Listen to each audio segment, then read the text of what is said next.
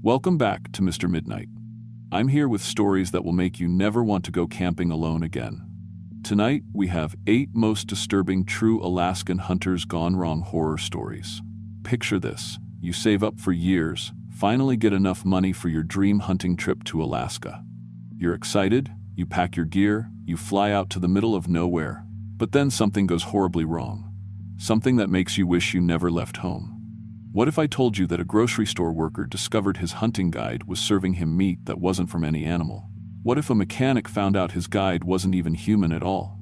These aren't made-up stories. These are real events that happened to real people. The men in tonight's stories barely made it out alive. Some of them are still in therapy, others can never eat meat again, and one of them, well, he's not even sure if he's the real him anymore.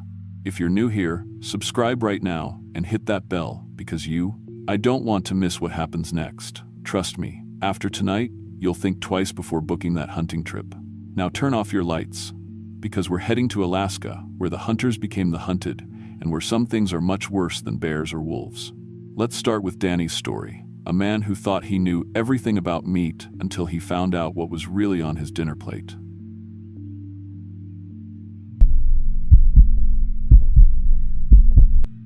My name is Danny Martinez, and I've been working at Peterson's Grocery in Phoenix for 6 years now.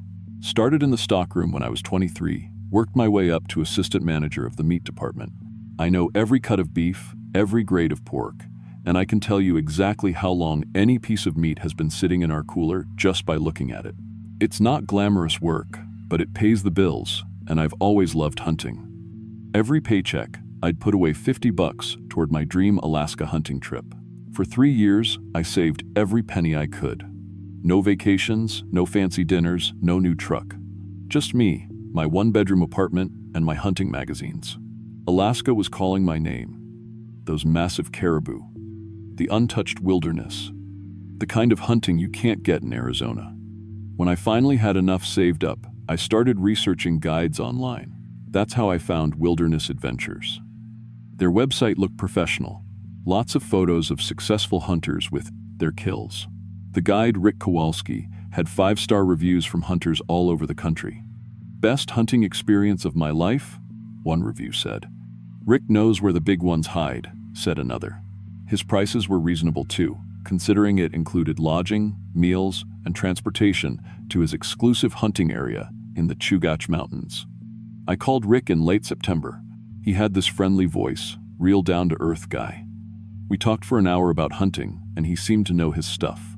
When I told him I worked in the meat business, he got excited.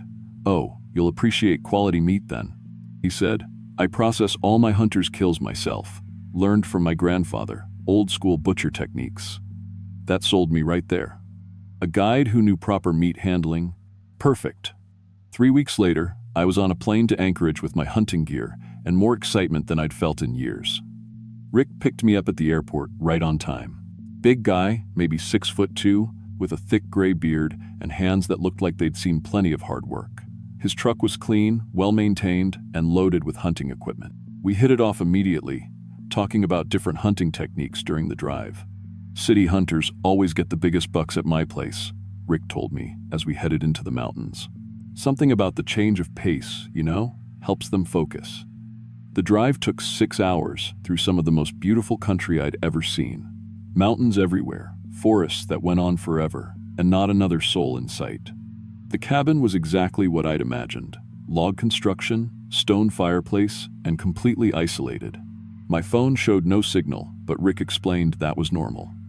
"Cell towers don't reach out here," he said. "That's what makes the hunting so good. No distractions, just you and nature." He helped me unload my gear, and I noticed his freezer in the mudroom. It was huge, commercial size, and completely packed with white-wrapped packages. I mean, this thing was stuffed full, way more meat than one person could eat in a year. "Previous clients," Rick explained when he saw me looking. "They always leave their meat behind when they fly out. Can't take it on the plane, Rather than waste it, I keep it. Sometimes I give packages to locals in the village." Made sense to me. Seemed like a practical guy. That first night, Rick cooked us steaks for dinner. I was expecting tough game meat, but these steaks were incredible. Tender, perfectly marbled, with this almost sweet flavor I'd never tasted before. There was something different about them, though, a slight metallic aftertaste that I couldn't place. "What kind of meat is this?" I asked between bites. Rick smiled. "Local game. You'll love it.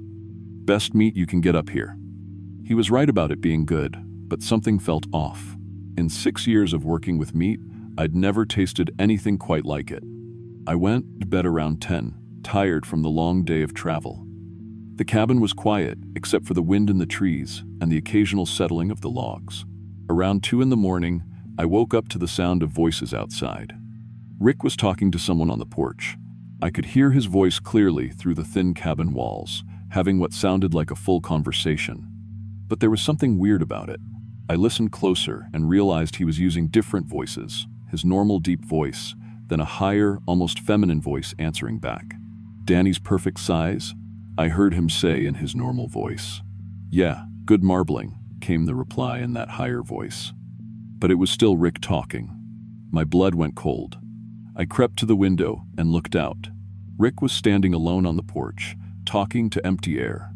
In his hands was my hunting license and a small notebook. Even in the dim porch light, I could see him writing something down. I watched him for 10 minutes. The whole time, he kept switching between voices, having this detailed conversation with himself about measurements and cuts and processing schedules. When he went back inside, I lay in bed, staring at the ceiling, trying to convince myself I'd misunderstood what I'd heard. The next morning, Rick was all smiles again. "Ready for some hunting?" he asked over coffee. But then he pulled out a tailor's measuring tape. "Just need to measure you for some proper hunting gear first. Can't have you getting lost out there." He measured my chest, which made sense for a hunting vest. Then my shoulders, my waist, my thighs. He even measured around my biceps and the length of my torso. None of these measurements had anything to do with hunting gear. "Need to know the dimensions for the prop and safety equipment," he said when I asked. But his explanation didn't sound convincing. His hands were shaking slightly as he wrote the numbers in that same notebook I'd seen the night before. "You know?" "What, Rick?" I said, trying to keep my voice casual. "I'm not feeling great today. Might be the altitude. Think I should head back to town, maybe try again next week." Rick's friendly smile disappeared. He reached behind his back and pulled out a hunting knife. A big one, the kind we use for breaking down large cuts at the store. "Hunt's not over, Danny. We still need to process the meat." "What meat? We haven't caught anything yet." "Oh, we will," Rick said, his voice completely different now. "Cold. Follow me." He led me at knife point to a shed behind the cabin that I hadn't noticed before. The smell hit me before we even got to the door. Death and bleach, and something else I couldn't identify. Industrial-strength cleaning chemicals, maybe. Inside the shed was every piece of butchering equipment you could imagine. Meat hooks hanging from the ceiling, industrial bone saws, stainless steel tables, and a wall of freezers. But it wasn't the equipment that made my stomach drop. It was the packages. Dozens of white-wrapped packages, all labeled with names and cuts. Michael T., ribeye, Kevin M., ground chuck, Sarah P., tenderloin. Each package had a person's name and a cut of meat. Like we'd label packages at the grocery store. "This is where the magic happens," Rick said, running his finger along the blade of a meat saw. "Been perfecting my technique for 4 years now. City meat is the best, you know? All that soft living makes for tender steaks, not like these tough mountain folk." I recognized one of the names on the packages, Michael Torres. I'd seen his face on the news last month, missing hunter from Colorado, disappeared on a guided trip in Alaska. His family was still looking for him. "You've been killing people," I whispered. "Processing," Rick corrected. "Just like any other meat. Hunters make the best cuts too. They're usually in good shape, good muscle tone. And they come all the way out here alone. No one knows exactly where they are. Perfect for business." "Business?" Rick smiled that friendly smile again, but now it looked insane. "Got regular customers in Anchorage. Restaurants, private buyers. They think they're getting premium wild game. Rick's special cuts, I call it. Very exclusive." While Rick was explaining his operation, arranging his tools and talking about different cuts and cooking methods, I spotted a meat hook hanging at eye level. Without thinking, I grabbed it and swung it as hard as I could at his head. The hook caught Rick right in the throat. He dropped the knife, blood spurting across the stainless steel table. But instead of going down, he just stood there, gurgling and reaching for me with both hands. Blood was pouring out of his neck, but he wasn't stopping. I ran. Out of the shed, across the clearing, straight to his truck. The keys were still in the ignition, thank God. I started it up and floored it down the mountain road, checking the beater's rearview mirror. Rick was following me, walking slowly, steadily, with that meat hook still embedded in his throat, blood streaming down his chest, but still walking. Like nothing had happened, I drove for 20 miles before I found a gas station, called 911 with shaking hands. "There's a man in the mountains killing hunters," I told the dispatcher. "He's got a processing shed full of human meat." It took 3 hours for the state troopers to reach Rick's cabin. By then, he was gone. But they found everything else. The shed, the equipment, the packages of meat. The forensics team confirmed what I already knew. The human remains from at least 8 different people. In Rick's cabin, they found customer lists. Restaurants in Anchorage that had been buying his premium wild game for years. Business records showing thousands of dollars in sales. Rick had been running a human meat operation, selling people to unsuspecting customers who thought they were eating caribou and moose. The investigation revealed that Rick's real name was Richard Kowalski, and he'd escaped from a mental institution in 2018. He'd been targeting solo hunters with no local connections. Perfect victims who wouldn't be missed right away. The health department shut down 4 restaurants that had been serving his meat. They searched for Rick for 6 months. Helicopters, search dogs, ground teams, nothing. He'd vanished into the Alaska wilderness like he'd never existed. 2 years later, hunters started disappearing near Denali National Park. Same pattern, same methods. Bodies found processed and packaged, but no sign of the killer. The state troopers think Rick relocated his operation deeper into the wilderness, somewhere they can't track him. I testified at the trials, helped families identify their loved ones through DNA evidence. The hardest part was telling them what had probably happened to their sons, husbands, fathers. Several of the restaurant customers sued after. Learning they'd unknowingly eaten human flesh, can't say I blame them. The meat I'd eaten that first night at Rick's cabin tested positive for human DNA. I still have nightmares about that sweet, metallic taste. I can't eat red meat anymore without gagging. Even the smell of our meat department at work makes me sick sometimes. Alaska state troopers now warn hunters to verify guides through official channels only. They keep Rick's photo posted at every hunting outfitter in the state. But Alaska is huge, and there are thousands of remote areas where someone could operate without being found. 6 months ago, I started getting packages delivered to my house in Phoenix. No return address, no delivery records, just white-wrapped packages that smell like meat. I never open them. I just call the police, and they take them away for testing. They've never found anything, but I know who's sending them. Sometimes, late at night, I wonder if Rick is still out there in those mountains. Still processing hunters for his twisted business, still talking to himself about cuts and marbling and cooking methods. And I wonder how many more people will disappear before someone finally stops him. Because I know one thing for certain, Richard Kowalski isn't done hunting, and next time I might not be lucky enough to get away.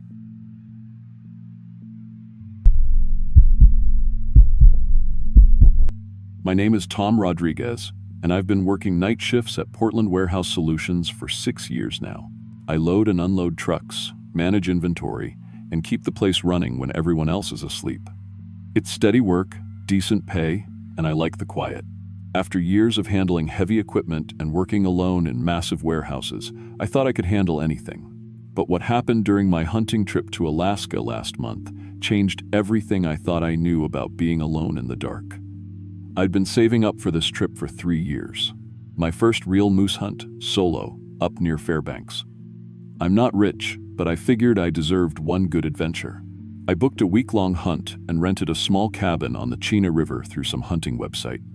The pictures looked perfect. Log walls, wood stove, right in the middle of prime moose country. The drive up from Anchorage took forever. When I finally found the cabin, it was exactly like the photos, just smaller. One room with a bed, kitchen area, and that wood stove. The guy who owned it, Frank, met me there to hand over the keys. He was maybe 60, weathered face. Looked like he'd lived in Alaska his whole life. "Good hunting around here," Frank said, loading wood into the stove. "Lots of moose. They come down to the river every morning and evening." I was already excited, checking out the window where I could see game trails leading down to the water. "Just one thing," Frank added, not looking at me. "We've had some unusual wildlife activity lately. Nothing dangerous, just unusual. You might hear things at night." "What kind of things?" I asked. He shrugged. "Probably just bears getting into garbage. Maybe wolves. Just keep your food sealed up and don't leave anything outside." That seemed normal enough. I thanked him and watched his truck disappear down the dirt road. Then it was just me, the cabin, and miles of Alaska wilderness. The first 3 days were perfect, better than perfect. I saw moose sign everywhere, tracks, droppings, rubs on trees. I set up in different spots each day, waiting for the right shot. The hunting was challenging, but not impossible. I felt confident I'd get my moose before the week was up. On the 4th night, everything changed. I'd gone to bed around 11, tired from a long day of hiking. The cabin was warm, the wood stove crackling softly. Outside, it was dead quiet except for the river flowing past. I fell asleep easy. Then I woke up to footsteps on my roof. At first, I thought maybe a tree branch was scraping against the cabin. But these weren't scraping sounds, they were footsteps. Heavy ones, walking back and forth across the roof like someone was up there pacing. I lay there listening, trying to make sense of it. The steps were too heavy for a squirrel or bird, too regular for a branch. Each footstep made the whole cabin shake slightly. Whatever was up there weighed a lot. For 2 hours, the footsteps kept going, back and forth, back and forth. Sometimes they'd stop for a minute, then start again. I grabbed my flashlight and rifle, but I didn't want to go outside in the dark. In Portland, if someone's on your roof, you call the cops. Out here, I was completely alone. Finally, around 3 in the morning, the footsteps stopped. I waited another hour before I fell back asleep. When I woke up at sunrise, I had to see what had been up there. I walked around the cabin looking up at the roof.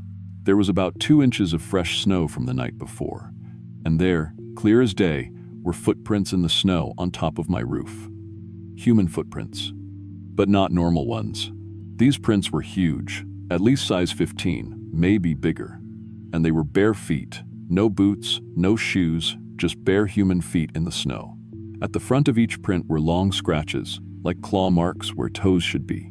I followed the prints to the edge of the roof. They led to the forest, but something was wrong with the spacing. The distance between each print was about 12 feet. 12 feet. No human takes steps that long. Even running full speed, you can't cover 12 feet between footsteps. I stood there staring at those impossible tracks, my breath making clouds in the cold air. Whatever made them had jumped from my roof into the forest in bounds that defied physics. I went back inside and made coffee, trying to think logically. Maybe it was a bear. Bears can stand on 2 legs, but bear paws don't look like human feet, and bears don't walk on roofs for 2 hours. I spent that day hunting, but my heart wasn't in it. I kept thinking about those footprints. When I got back to the cabin that evening, I noticed something that made my blood run cold. My hunting gear had been moved. I always kept my rifle by the bed, my ammunition in my backpack, my hunting knife on the kitchen counter. But now my rifle was in the center of the room, completely taken apart. The barrel, stock, bolt, scope, every piece arranged in a perfect circle around my bed. Someone had been inside the locked cabin. They'd disassembled my rifle with obvious skill and arranged the parts like some kind of art project. And they'd done it while moving so quietly that I never woke up. I checked the door. Still locked. The windows, still latched. No signs of forced entry anywhere. Whoever had done this was either a professional lockpicker or had gotten in some other way. That's when I decided to set up my trail camera. It was a good one, motion activated with night vision. I mounted it in the corner where it could see the whole cabin interior. If someone came back, I'd have proof. I barely slept that night. Every small sound made me jump, but nothing happened. When I checked the camera in the morning, there was 4 hours of footage of me tossing and turning in bed. The next night, I got something on camera that I still can't explain. The motion sensor triggered at 1:17 a.m.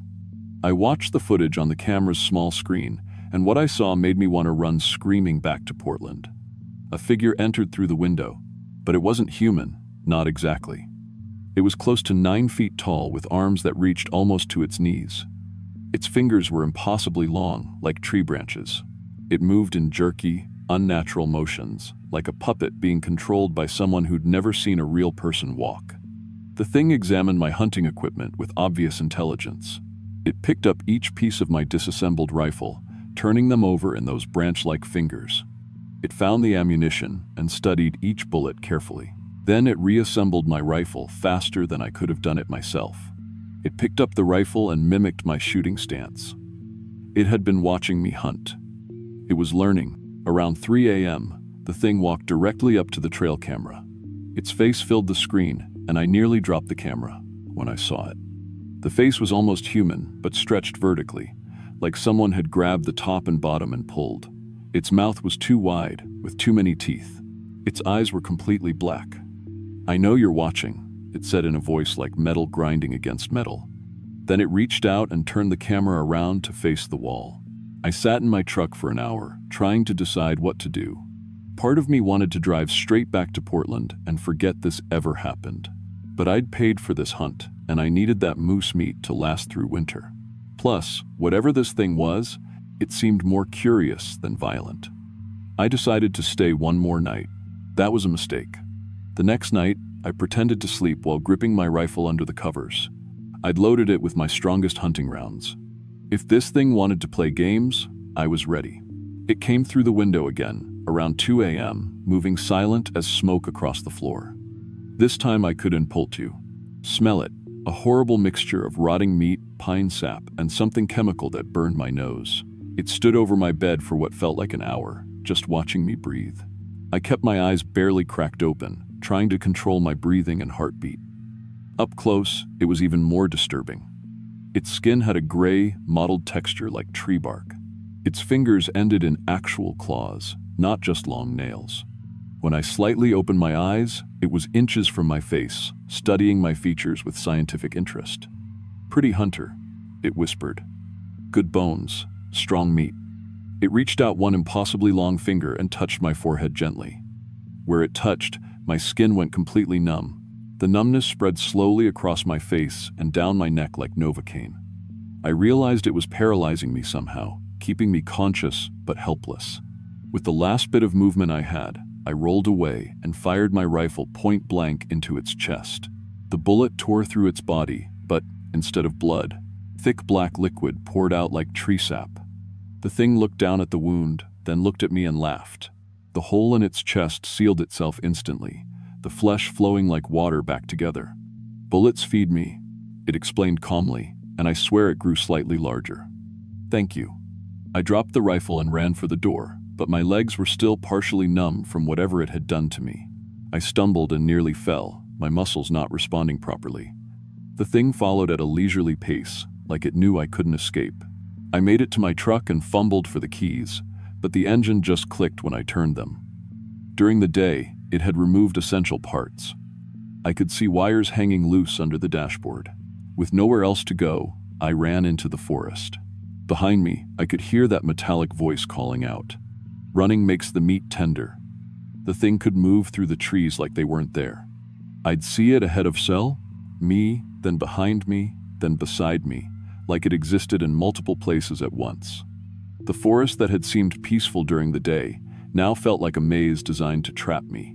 It herded me deeper into the woods, cutting off escape routes, driving me toward some destination I couldn't see. I stumbled into a clearing and stopped dead. The ground was covered with bones arranged in elaborate patterns. Skulls stacked in pyramids, rib cages formed into spirals, all picked completely clean. "My art," the thing said proudly, emerging from the trees behind me. "Hunters make the best sculptures. So much calcium in the bones. Very artistic material." There were at least a dozen skeletons in that clearing. Other hunters who'd thought they were the predators, right up until they became the prey. The thing reached for me with those impossible arms, but I spotted something that gave me hope. The blackened remains of an old campfire.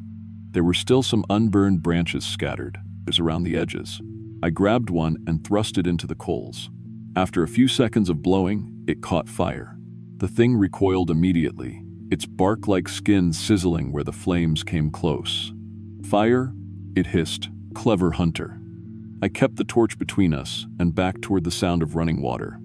The river couldn't be far. The thing followed but kept its distance, those black eyes fixed on the flames. When I reached the riverbank, I didn't hesitate. I threw the torch at the thing and dove into the icy water. The current was stronger than I expected, but I let it carry me downstream toward town.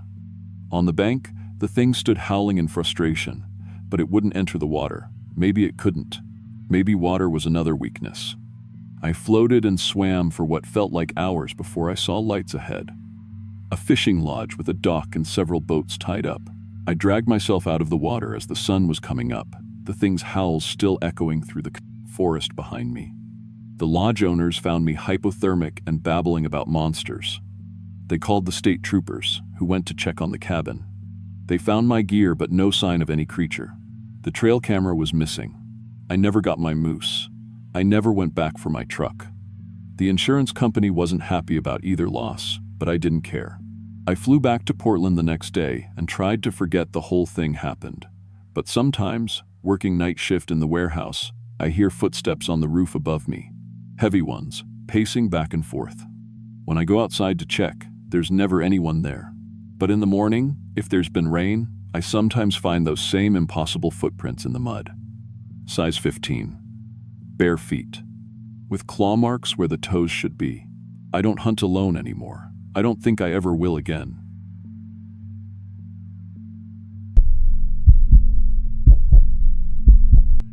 My name is Lisa Martinez, and I need to tell you about something that happened in the Alaskan wilderness that the authorities don't want you to know about. I've been a trauma nurse at Harborview Medical Center in Seattle for 8 years, and I've seen horrors that would break most people. Chainsaw accidents, drug overdoses, gang violence, FIC. I thought I'd witnessed the worst humanity could endure. But what I discovered during my hunting trip to Alaska last November revealed something far more terrifying than any human violence. Before I tell you what really happened, you need to understand that I'm not some weekend warrior who watched too many hunting shows. I grew up in rural Montana where my father taught me to track deer and elk before I could drive.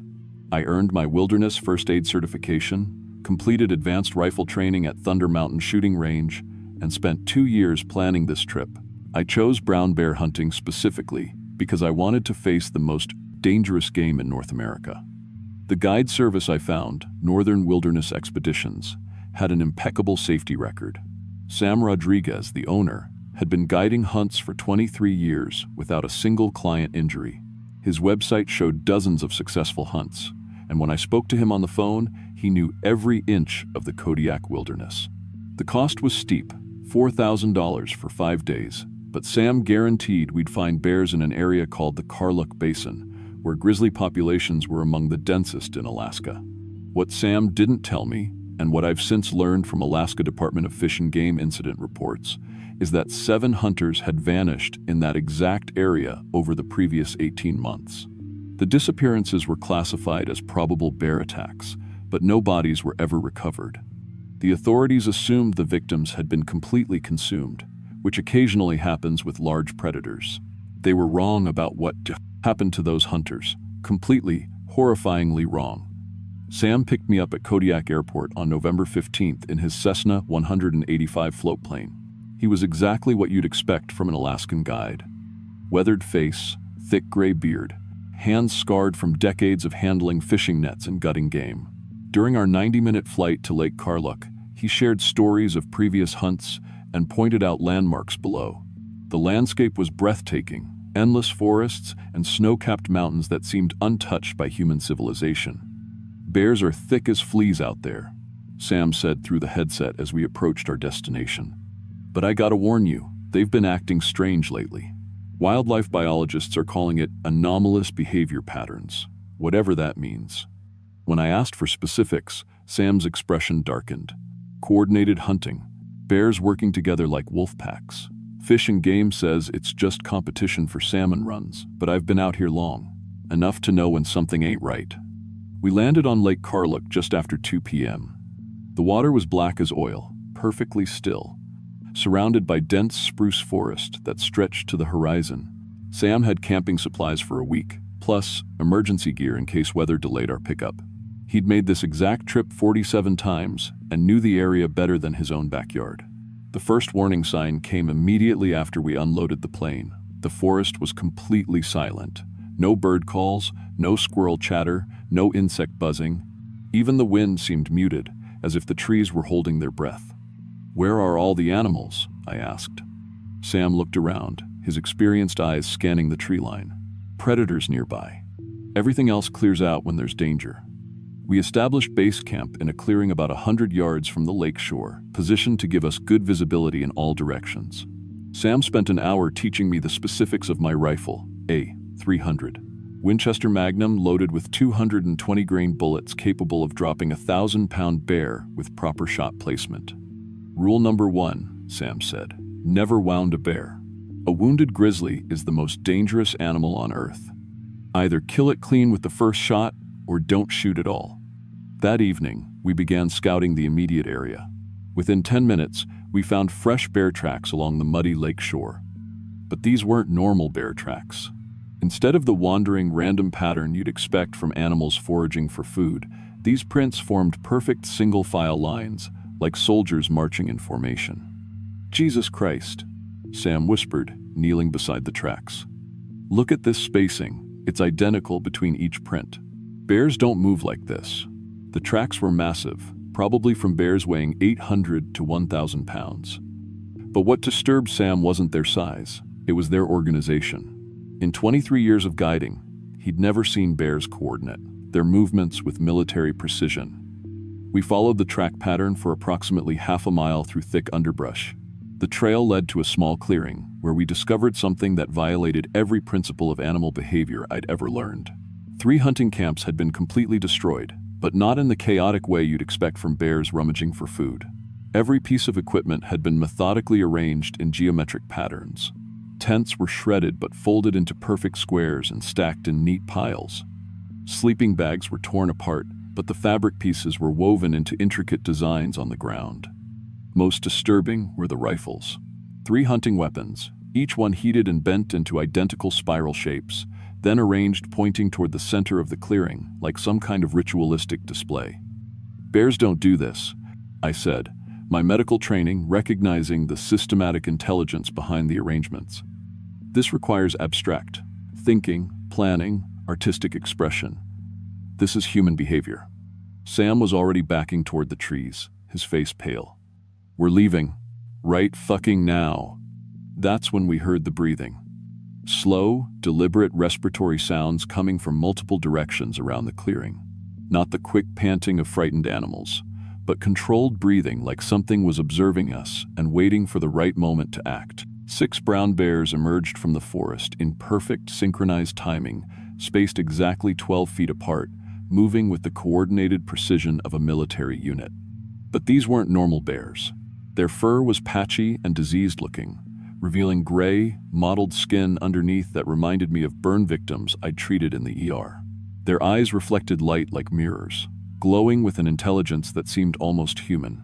The lead bear, a massive male that had to weigh over 1,200 pounds, stood upright on his hind legs and pointed directly at us with one enormous paw. The gesture was so deliberately human-like that my brain refused to process it for several seconds. Immediately, the other 5 bears dispersed into a perfect tactical circle around us, each taking a position that eliminated any possible escape route. This wasn't instinctive animal behavior. This was strategic thinking, military-style coordination that required abstract planning and communication. "They're using pack hunting tactics," Sam whispered, his voice shaking. "But bears are solitary hunters. This is impossible." I raised my rifle and aimed at the lead bear, but before I could fire, the massive creature shook its head from side to side in an unmistakably human gesture of disapproval, then made a sound that froze my blood. Human laughter.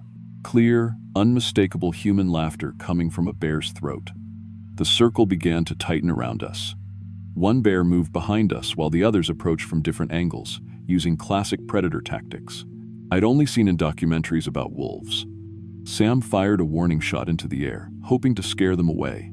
But instead of scattering like normal bears, they actually moved closer. That's when I realized the horrible truth. These bears weren't hunting us for food. They were studying us, analyzing our behavior, learning how humans responded to different types of pressure and threat. For the next 4 hours, the bears maintained their perfect formation around us, but they didn't attack. Instead, they conducted what could only be described as scientific experiments on our psychological responses. When one bear approached me aggressively, I would point my rifle at it. The bear would immediately retreat and make a series of low growling sounds to the others, clearly communicating what it had learned about human defensive behavior. I could hear them talking to each other, with vocalizations that were too complex and organized to be natural bear communication. When the lead bear made a specific sequence of growls, the others would respond with what sounded like acknowledgement and understanding. They had developed their own language. The most terrifying moment came when one bear approached my rifle and deliberately reached out with a single claw to touch the barrel. When I jerked the weapon away, the bear made that horrible human laughing sound again and backed off. But I could see it studying the rifle's construction, trying to understand how human technology functioned. They weren't just learning about our behavior, they were learning about our tools, figuring out how to use human weapons and equipment. As darkness fell, something happened that still gives me nightmares 15 months later. The bears collected matches and lighters from the destroyed campsites and successfully lit our campfire. They arranged themselves around the flames in a perfect circle, taking turns maintaining the fire and keeping watch over us. Watching those massive predators sitting around a campfire like a human family was the moment I understood we were dealing with something that transcended normal evolution. These weren't just intelligent animals, they were a new form of consciousness that had learned to mimic and surpass human capabilities. Around midnight, the situation became exponentially worse. 4 additional bears emerged from the forest, dragging something between them. As they got closer, I realized it was a human body in hunting gear. But the victim was still alive. The man was completely conscious but entirely paralyzed. His eyes were wide with terror, and I could see him trying to speak, but no sound emerged from his throat. The bears had somehow disabled his motor functions without killing him, keeping him alive like fresh meat in cold storage. "Help me," he mouthed silently when he saw us, tears streaming down his face. When Sam took a step toward the paralyzed hunter, 2 bears immediately blocked his path and growled warnings. They were using the victim as bait, testing whether we would risk our own safety to save a stranger. This was psychological manipulation of the highest order. The lead bear approached my rifle again, but this time it didn't just examine the weapon superficially. Using careful, deliberate movements, it studied the safety mechanism, the trigger guard, the scope mounting system. With terrifying intelligence, it figured out how to click the safety on and off, then tested the trigger mechanism before carefully handing the rifle back to me. The implications hit me like a physical blow. These bears had learned to operate human weapons. They weren't just hunting us for food, they were stealing our technology, our survival advantages, everything that made humans the dominant species. As the night progressed, more paralyzed victims were brought to the clearing. By dawn, there were 6 completely conscious but immobilized hunters arranged around the campfire like trophies. The bears had been collecting humans for weeks, possibly months, keeping them alive as a renewable food source. Around 3 a.m., Sam attempted to escape. He made it perhaps 50 yards before the bears captured him, using the same paralyzing technique they'd perfected on the other victims. I watched in horror as they used what appeared to be a precise bite or claw strike to specific nerve clusters that shut down his motor functions while leaving him completely aware. I was alone with 12 intelligent bears and 7 paralyzed humans who could only watch in silent terror as the bears planned their next moves. The bears began preparing the paralyzed victims for transport, using torn fabric from the destroyed camps to create carrying harnesses. But they kept me mobile and unharmed for a specific purpose. Through gestures and positioning, they made it clear what they wanted me to serve as their guide to other hunting areas, to help them locate and capture more humans. They had learned that one mobile human could lead them to entire groups of potential victims. I pretended to cooperate, nodding and pointing toward the lake where our plane was moored.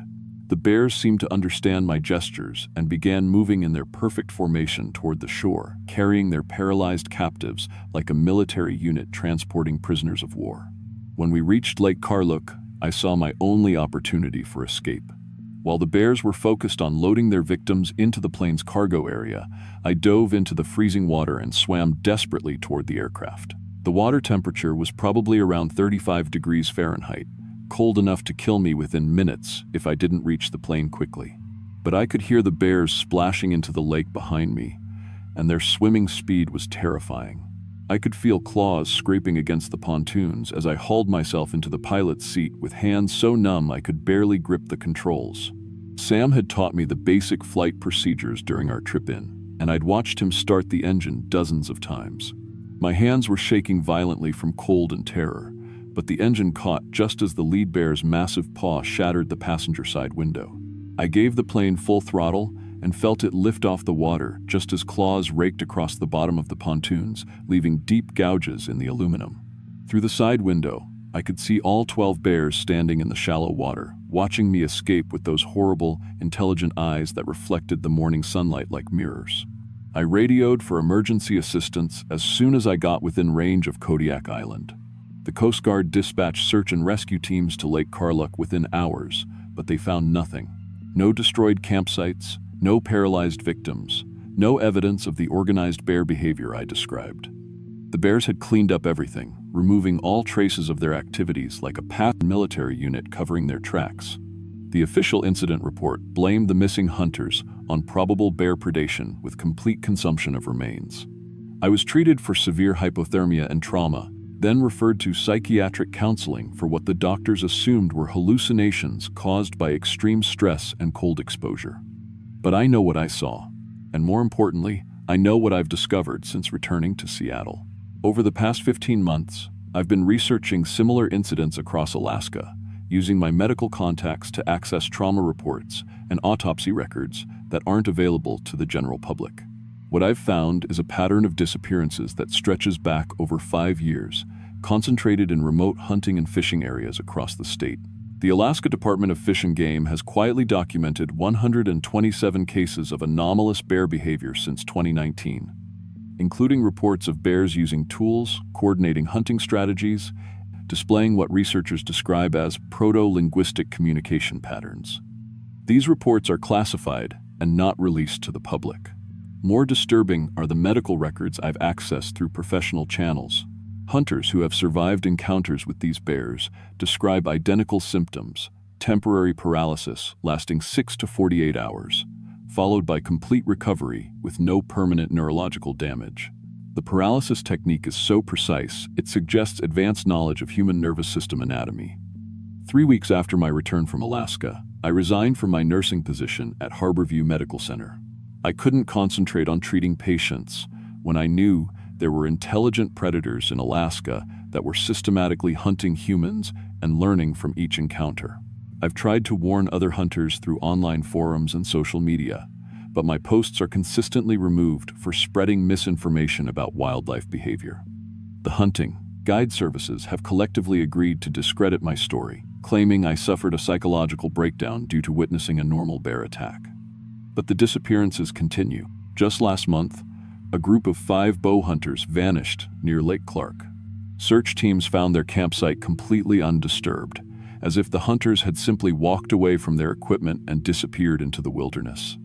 I know what really happened to them, and I know those bears are still out there, getting smarter, learning from every human encounter, perfecting their hunting techniques.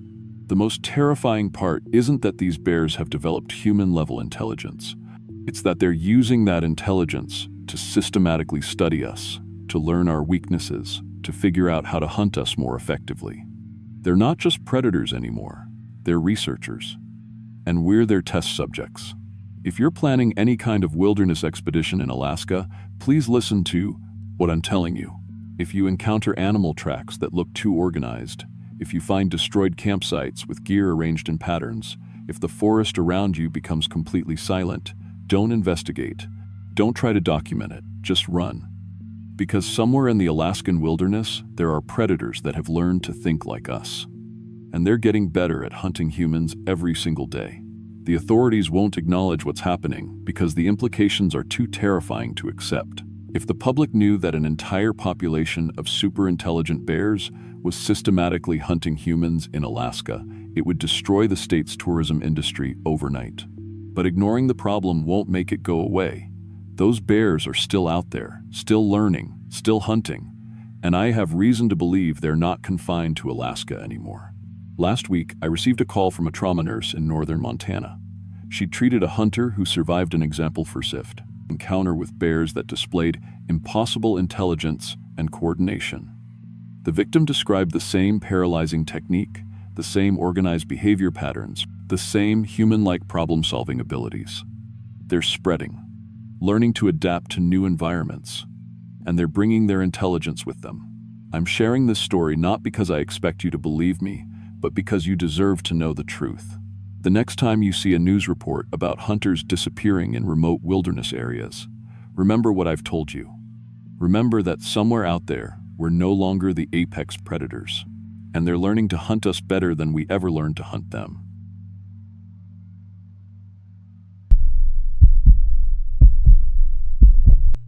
My name is Mark Henderson, and I need to tell someone about what happened in the Brooks Range before I lose my nerve completely. I've been a construction foreman in Denver for 15 years, built half the downtown skyline, but none of that matters now. What matters is that my ex-wife Sarah was right when she begged me not to take this hunting trip. She said I was running away from our problems, using hunting as an excuse to avoid dealing with our divorce paperwork and the custody battle over Emma. She was right about everything. See, I started hunting with my dad when I was 12. Every fall, we'd disappear into the Colorado Rockies for 2 weeks, just us and the wilderness. Those were the only times he ever seemed proud of me. After he died of a massive coronary 5 years ago, Itzhak dropped dead on a job site at 58, hunting became my way of staying connected to him. Sarah never understood that. She saw it as me abandoning my family for 2 weeks every year, choosing dead animals over our living daughter. This year was supposed to be different. My buddy Jake, who works pipeline maintenance in Alaska, told me about caribou hunting in the Brooks Range. "It'll change your life," he said. "Nothing but you and the wilderness for miles." What he didn't mention was that he'd been having nightmares about that place for 3 years, or that he'd started drinking heavily after his last trip there. I found that out later, when it was too late. The bush pilot who flew me out was named Carl Winters. 60-something, weathered face, hands that shook just slightly when he thought nobody was looking. His Cessna looked like it was held together with aviation tape and stubbornness. But Carl had been flying hunters into the Brooks Range for 30 years. "You sure about this spot?" he asked as we circled the remote lake. "Had some incidents here over the years, hunters going missing, equipment failures, that sort of thing." I told him I wasn't worried. I'd been hunting for over 20 years, knew how to handle myself in the wilderness. Carl just nodded and set us down on the dark water. 10 days, he said, helping me unload my gear. "I'll be back October 15th at 2 p.m. sharp, weather permitting." He paused, studying my face. "You got kids, Mark?" "A daughter, Emma. She's 7. Carl's expression darkened. "Then you make damn sure you're here when I come back. This country, it doesn't like to give people back sometimes." I watched his plane disappear into the gray October sky, leaving me alone with 70 square miles of absolute wilderness. The silence was overwhelming. No traffic, no machinery, no human sounds at all. Just whined through the spruce trees and water lapping against the rocky shore. It should have felt peaceful. Instead, it felt like the mountains were watching me. I set up camp about 100 yards from the water, following all the protocols my dad had taught me. Bear-proof food storage, proper tent, placement, fire safety. Everything by the book. That first night, I called Sarah on my satellite phone to let her know I'd arrived safely. "Emma misses you already," she said, her voice crackling through the static. "She drew you a picture of a caribou for when you get back. Tell her, Daddy's going to bring home the biggest caribou in Alaska," I said, trying to sound cheerful. "And Sarah, when I get back, we'll talk about everything. Really talk. Just come home safe, Mark. Emma needs her father." That was the last normal conversation I ever had. The first day was quiet except for the wind. I saw plenty of caribou sign, tracks in the mud, droppings, areas where they'd been feeding, but no animals. The herd was close, though. I could feel it. On the second morning, I spotted them grazing in a meadow about 400 yards from camp. Maybe 30 animals, including a massive bull that had to weigh 400 pounds. I've made shots like this hundreds of 200 yards, perfect rest against a Fallon lug, no wind. My Remington 700 had never let me down. I put the crosshairs right behind the bull's shoulder, perfect heart shot, and squeezed the trigger. The bull dropped instantly. Clean kill, just like my dad had taught me. The other caribou scattered, and I waited 5 minutes before approaching the carcass to field dress it. That's when I noticed something was wrong with the bullet wound. Instead of the clean entry hole I expected, the wound was moving. The torn flesh was pulling together like invisible hands were stitching it closed. I rubbed my eyes, thinking it was altitude sickness or stress, but when I looked again, the hole was completely gone. Just smooth fur with a small white scar. The caribou's eyes opened. It looked directly at me with an intelligence that made my stomach drop. Then it stood up like nothing had happened. I stumbled backward, my hands shaking so badly I could barely hold my rifle. This was impossible. I'd seen that bullet hit, seen the blood spray, watched it fall. But there it was, standing 20 feet away, breathing clouds of vapor in the cold air. My dad's voice echoed in my memory. When something doesn't make sense, son, you gather more information. So I raised my rifle again. This time I aimed for the head. A brain shot that nothing could survive. From 15 feet away, I put a .30-06 round right behind its left eye. The caribou went down hard, blood pooling in the dead leaves. But even as I watched in horror, the massive head wound began closing. Shattered bone regenerated, torn flesh knitted back together, and within 3 minutes, there was no trace of damage except another white scar. It stood up again, shook its massive rack of antlers, and walked away slowly. But it kept looking back at me with those dark, intelligent eyes, like it was disappointed in me. That night, I couldn't eat, couldn't think straight. I kept replaying what I'd seen, trying to find a rational explanation, some kind of Kevlar vest, rubber bullets. But I'd loaded those rounds myself, and I'd seen the blood, real blood. Around midnight, I heard something large moving around my tent. Heavy footsteps, but too deliberate and slow to be a bear. I grabbed my flashlight and unzipped the tent flap just enough to peer out. The same bull caribou stood 10 feet away, steam rising from its nostrils in the freezing air. But underneath its breathing, I could hear something else. Human voices, whispering words I couldn't quite make out. Then it spoke. "Why do you keep trying to kill us, Marky?" The voice made my blood turn to ice water. It was my father's voice, exactly as I remembered it. The same tone he'd used when I'd disappointed him as a kid. I stared at the caribou's mouth and saw its lips moving, forming human words. "This mountain feeds on bullets, son. Every shot makes us stronger." I spent that night huddled in my tent, listening to my dead father's voice coming from that creature outside. It talked for hours about hunting trips we'd taken, things only he and I could know. But the tone was wrong, mocking, hungry. This wasn't my father. This was something wearing his voice like a mask. When dawn finally came, I looked outside to find dozens of caribou surrounding my camp. They stood in a perfect circle, all facing inward, all watching me with those same intelligent eyes. Every single animal had white scars scattered across their bodies, old bullet wounds that had healed over. The largest bull stepped forward and dropped something at my feet. A human skull, yellow with age and teeth marks from scavengers. Previous hunter, it said in my father's voice, Danny Kowalski from Michigan. He ran out of bullets 3 months ago. More caribou approached, each dropping bones at my tent. Femurs, rib cages, spinal columns. Dozens of human skeletons, all that remained of hunters who'd come to this cursed place. I recognized some of the gear scattered among the bones. Modern hunting equipment, GPS units, even a satellite phone with a cracked screen. "The mountain is hungry," the lead bull explained. "It needs hunters to feed it bullets. Every shot you fire makes the stones stronger, makes us more than we were." I was starting to understand the horrific truth. This wasn't just about immortal animals. It was a feeding system.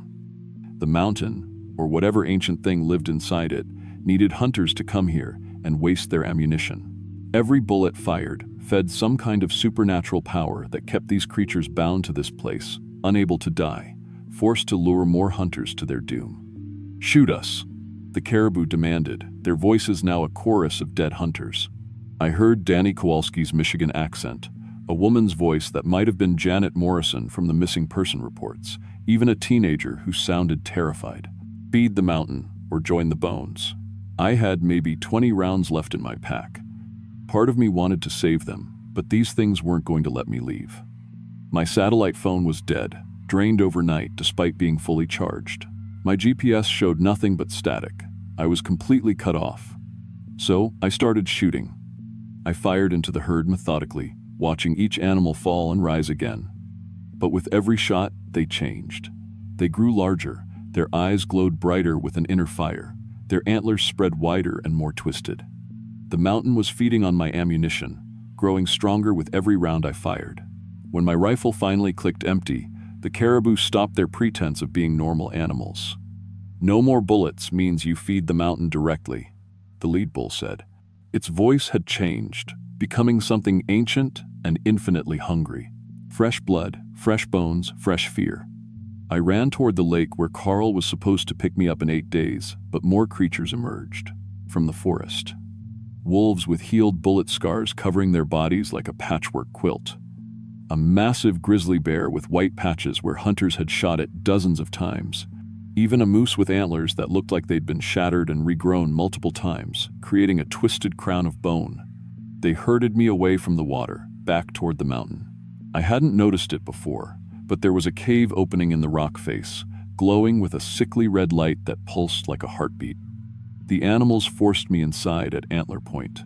The cave descended deep into the mountain's core, and the walls were lined with human skeletons arranged in elaborate patterns. Hundreds of them, dating back decades. Modern hunters in camouflage gear, older remains in wool and leather, even what looked like indigenous hunting clothes from a century ago. At the center of this bone cathedral sat a stone the size of a car, pulsing with that red light. It looked organic somehow, like a massive heart made of crystallized blood. With each pulse, I could feel my life force being drawn toward it. "The mountain's heart," the caribou explained as I was forced closer. "It's been feeding on hunters since the Russians first came to Alaska. Every bullet fired here feeds it. Every death makes it stronger." As I approached the stone, I could feel my strength ebbing away. My memories started to blur. I could barely remember Emma's face, Sarah's voice. The stone was consuming not just my life, but everything that made me who I was. But then I remembered something. My emergency kit had a marine flare gun. Not bullets, but fire and magnesium. A last resort for signaling rescue that I'd almost left behind to save weight. I pulled it out as the creatures closed in, loaded the single flare with shaking hands, and fired directly into the pulsing red stone. The mountain screamed. Not just the animals, the mountain itself shrieked like a wounded giant. The stone cracked down the middle, bleeding black ichor that burned like acid where it hit the cave floor. Every immortal animal collapsed at once, finally able to die after decades or centuries of supernatural imprisonment. But their deaths released something else. As each creature finally found peace, their stored memories flooded into my mind. I experienced every hunter who died here, felt their last moments of terror and despair. Danny Kowalski, calling for his wife as the caribou closed in. Janet Morrison realizing her GPS was leading her in circles. A Gwich'in hunter from 1847 who'd stumbled upon this place and tried to warn his people before being silenced forever. The mountain shook itself apart as I ran for the entrance. Ancient stones fell from the ceiling, and I could feel the primordial power that had controlled this place for millennia finally dying. I made it out just as the cave system collapsed behind me, sealing the heart of the mountain forever. But the knowledge it had, forced into my mind, remained. I could see them all now, every hunter who died here over the past 2 centuries. They followed me as I stumbled back to my camp, not threatening but grateful. They'd been trapped in that stone, conscious and suffering, until I'd finally set them free. I reached the lake 3 days before Carl was scheduled to return. I spent those days sitting by the water, talking to the spirits of dead hunters who only I could see. They told me their stories, their regrets, their final messages for families who'd never know what really happened to them. When Carl's plane finally appeared, he took one look at me and knew something was fundamentally wrong. I'd lost 30 pounds. My hair had gone completely gray, and I couldn't stop my hands from shaking. Jesus, Mark, what happened to you? And what happened to the mountain? I looked back at where the cave had been. Half the mountainside had collapsed, and the red glow was gone forever. It looked like ordinary stone now, but I could still feel the echoes of what had lived there. Gas pocket, I lied. Underground explosion. On the flight back to Fairbanks, Carl told me that other hunters had reported strange things in that area for decades. Unkillable animals, equipment failures, people going missing without a trace. After my report about the geological event, Fish and Game closed the entire region to hunting permanently. I called Sarah from the Fairbanks airport, my hands still shaking too badly to dial properly. Mark, you sound terrible. Are you okay? I'm coming home, I whispered. And Sarah, I'm signing the divorce papers. Whatever you want for custody, it's yours. I can't be the father Emma deserves anymore. What happened out there? I couldn't tell her about the mountain, about the voices of dead hunters that still whispered to me at night, about how I'd inherited the memories of 2 centuries worth of victims. Instead, I just said, I learned that some things are more important than running away from your problems. I kept one bullet as a reminder. I never loaded it into a gun, never even touched it without gloves. Because I know now that every round carries a piece of whatever darkness we're trying to destroy. And in Alaska, in places where the maps still have blank spaces, that darkness is always hungry. Emma draws me pictures now when I visit on weekends. Always the same thing. A little girl and her daddy standing together under a bright sun. She doesn't know that when I look at her artwork, I also see the other images burned into my mind. The bone cathedral, the pulsing red stone, the faces of hunters who never made it home to their own children. Sometimes, late at night, I still hear my father's voice. But now I know it was never really him talking through that caribou. It was the mountain itself, wearing his memory like a mask, using my love for him against me. The worst part? I know there are other places like that mountain. Other hungry stones waiting in the wilderness for someone to feed them. And every hunting season, more people disappear into the blank spaces on the map, never to return. Some mountains are still hungry, and they're always looking for the next hunter to wander into their trap.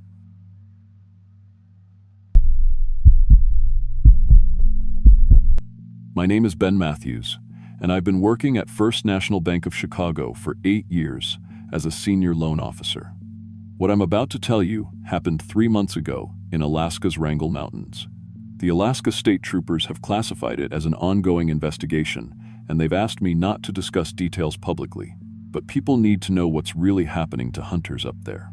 I've always been a serious hunter, not the weekend type who shoots deer from a heated blind, backcountry.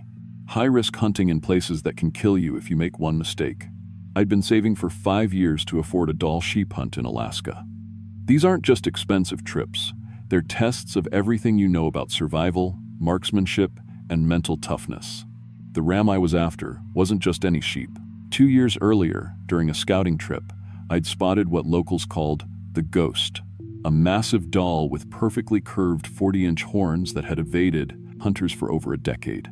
Guides charged $30,000 just for a chance at him, and most clients went home empty-handed. But I'd found his patterns. I'd studied aerial photos, tracked weather systems, even learned the migration routes of the small game he followed for food. My coworkers at the bank thought I was obsessed, but obsession is what separates successful hunters from those who just like the idea of hunting. The bush pilot who flew me in was Dave Kowalski, a legend in Alaska aviation circles. 40 years flying hunters into impossible places, with a perfect safety record. But when I mentioned the Wrangell Range, his demeanor changed completely. "You sure about that location?" he asked, pulling out a worn map covered in red X marks. "Lost 5 hunters in that area over the past 2 years. Bodies never recovered." I pressed him for details. Dave's weathered hands shook slightly as he pointed to specific coordinates. First was Tommy Chen, guide from Fairbanks.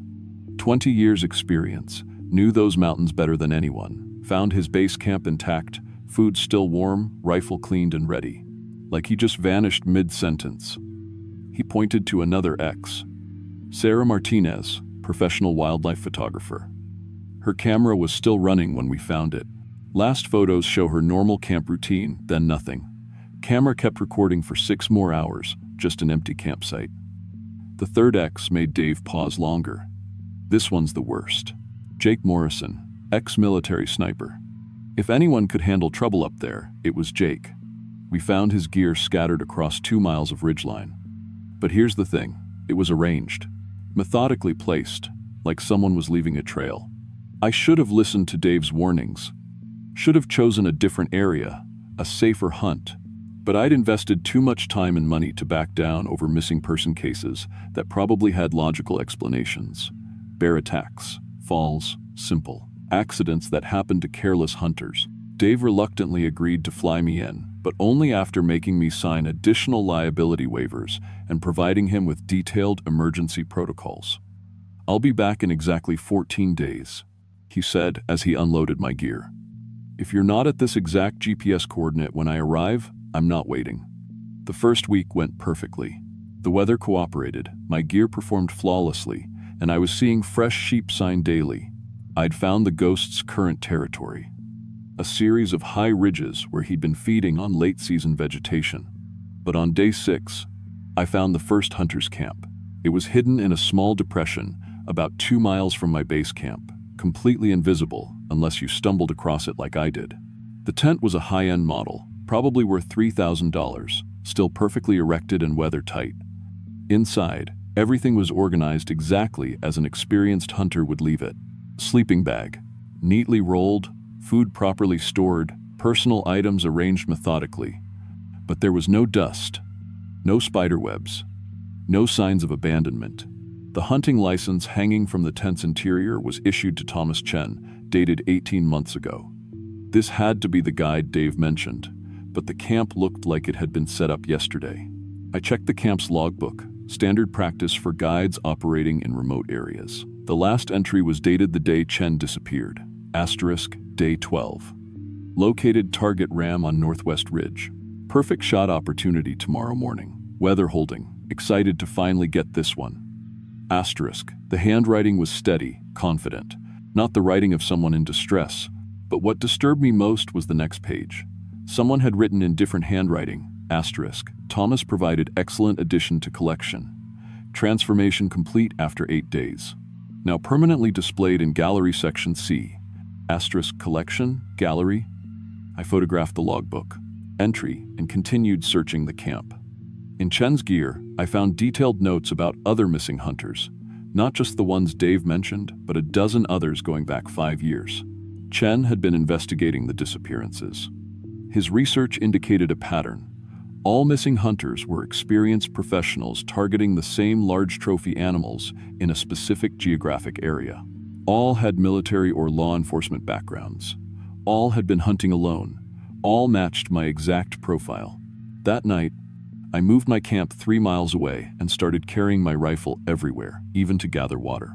I also began documenting everything with my satellite communicator, uploading photos and GPS coordinates to cloud storage that my brother could access if something happened to me. On day 8, I found the ghost. He was feeding on a narrow ledge about 400 yards away, completely relaxed in the afternoon sun. This was the shot I'd trained 5 years to make.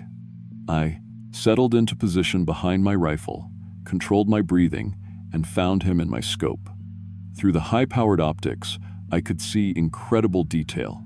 His horns were even more massive than I'd estimated, definitely record book quality. But something else caught my attention. Around the ram's neck was a collar. Not a research collar. Those are lightweight plastic with small radio transmitters. This was thick leather with metal hardware, like something you'd put on a large dog.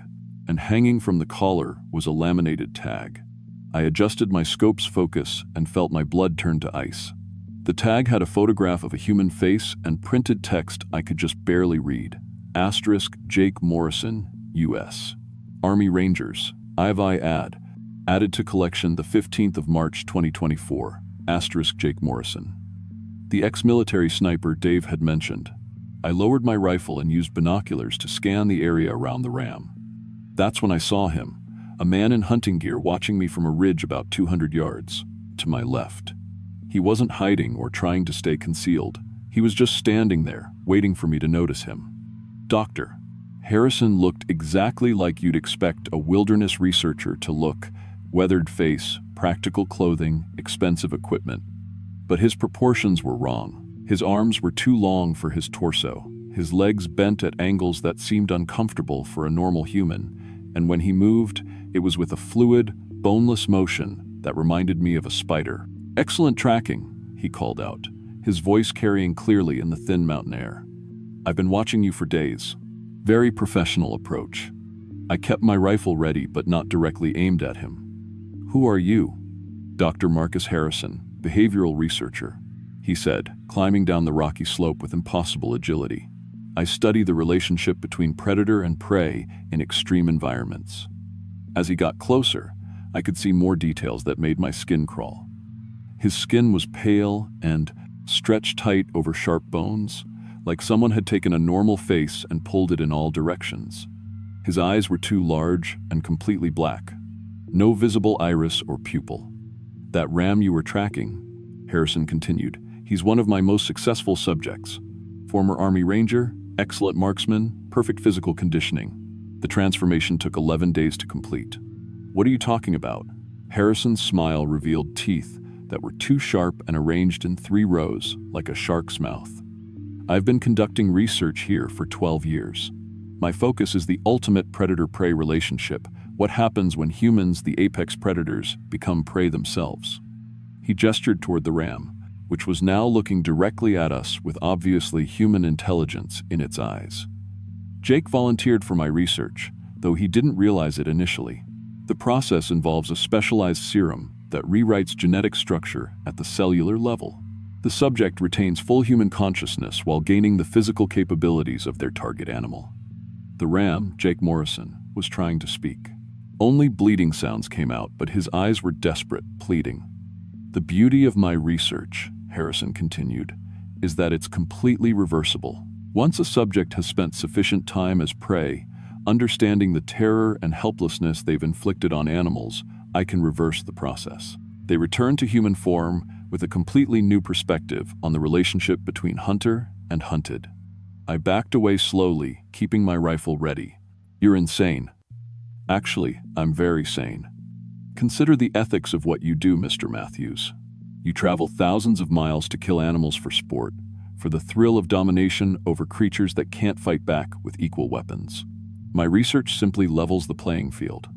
Harrison pulled out a syringe filled with glowing green liquid. "The transformation process begins with a single injection. Within hours, subjects begin developing enhanced senses, improved hearing, vision, smell. They become more aware of their environment, more in tune with the natural world. But consciousness remains intact throughout the physical changes. Subjects experience every moment of their transformation from predator to prey. They feel their bodies changing, their communication abilities disappearing, their human advantages being stripped away." I raised my rifle and aimed directly at Harrison's chest. "Stay back." He laughed, and the sound was like breaking glass. "Mr. Matthews, you can't solve this with violence. Besides, I'm quite beyond conventional harm at this point." To prove his point, Harrison grabbed a knife from his belt and drew it across his palm. Green liquid flowed from the cut instead of blood, and within seconds, the wound closed completely. 12 years ago, I was the first subject of my own research. I spent 3 months as a grizzly bear, experiencing the world from the perspective of what I'd previously considered a target animal. When I reversed the process, I retained many of the bear's enhanced abilities. Now I'm something between human and animal, stronger, faster, more resilient than either species alone. The perfect researcher to continue this work. The ram that had been Jake Morrison suddenly made a sound that was clearly an attempt at human speech. Harrison walked over and stroked its head like a pet. "Jake's been asking to be changed back," Harrison translated. "He's learned what I wanted him to learn. The fear, the helplessness, the understanding that being hunted is very different from being the hunter." Harrison turned back to me. "Your transformation will be even more interesting. A financial analyst who spent his life in climate-controlled offices suddenly experiencing the world as a dull sheep on these brutal mountain peaks. Imagine the research value. I shot him. The bullet hit Harrison's center mass and spun him around. Green liquid sprayed from the wound, but within seconds, he was standing upright again, completely unharmed. "As I mentioned," he said, his shark tooth grin wider than before, "conventional harm is ineffective." In desperation, I ran toward Jake Morrison, the ram that had been human. If Harrison was telling the truth about the process being reversible, maybe I could find a way to change Jake back. Together, we might have a chance against this thing. But as I reached the ram, Harrison moved with inhuman speed. He crossed 50 yards in what seemed like a single bound and jabbed the syringe into my arm before I could react. The serum burned through my bloodstream like liquid fire. Within minutes, I could feel my bones beginning to ache and shift. My fingers started growing together, forming the hard keratin that would become hooves. The process takes between 6 and 10 days for full completion, Harrison said, watching my transformation with scientific fascination. You'll retain full consciousness throughout. Day 1 involves skeletal restructuring. Day 2 begins organ modification. Days 3 through 5 cover muscular and nervous system changes. I could already feel my spine beginning to curve, my legs reshaping themselves for mountain climbing. The changes were slow but relentless, like my body was being rebuilt from the inside out. During the final stages, Harrison continued, subjects lose the ability to speak, though they can still understand human language perfectly. That's when the real education begins, when they're fully animal in capability but still human in consciousness. In growing panic, I grabbed one of Harrison's equipment cases and smashed it against the rocks. Inside were dozens of syringes filled with different colored liquids, green, blue, red, yellow. One was labeled reversal compound, human baseline. I grabbed the blue syringe and injected its contents into my arm before Harrison could stop me. Instead of stopping the transformation, the blue serum accelerated it. My legs twisted painfully as they reshaped themselves in minutes instead of days. Interesting choice, Harrison said. That's the emergency acceleration compound. You just compressed a 10-day process into about 2 hours. Quite painful, but efficient. The transformation was agony. Every bone in my body broke and reformed. My organs shifted position. My brain chemistry altered to enhance prey instincts over predator thinking. But through it all, my human consciousness remained intact, watching helplessly as my body became something else. For the next 18 months, I was a dull sheep. I experienced the world through enhanced senses that detected threats from miles away. I felt the constant terror of being prey. Every sound, every shadow, every scent could indicate the presence of a predator. I understood the desperation of animals that have no weapons except speed and luck. Harrison kept me in his research facility, a hidden complex of caves connected by artificial tunnels. There were dozens of other subjects there, former hunters who had been transformed into the animals they'd previously hunted. Bears, moose, caribou, wolves, all retaining human consciousness while trapped in animal bodies. But Harrison had lied about one thing. The transformation wasn't reversible for most subjects. Their human consciousness gradually faded over time, replaced by animal instincts. Only a few retained enough human awareness to understand what had been done to them. Harrison's real research had nothing to do with ethics or education. He was perfecting a process to create human-animal hybrids for sale to wealthy collectors who wanted exotic pets that were more intelligent than normal animals. The facility was discovered by accident when a geological survey team found the cave entrance.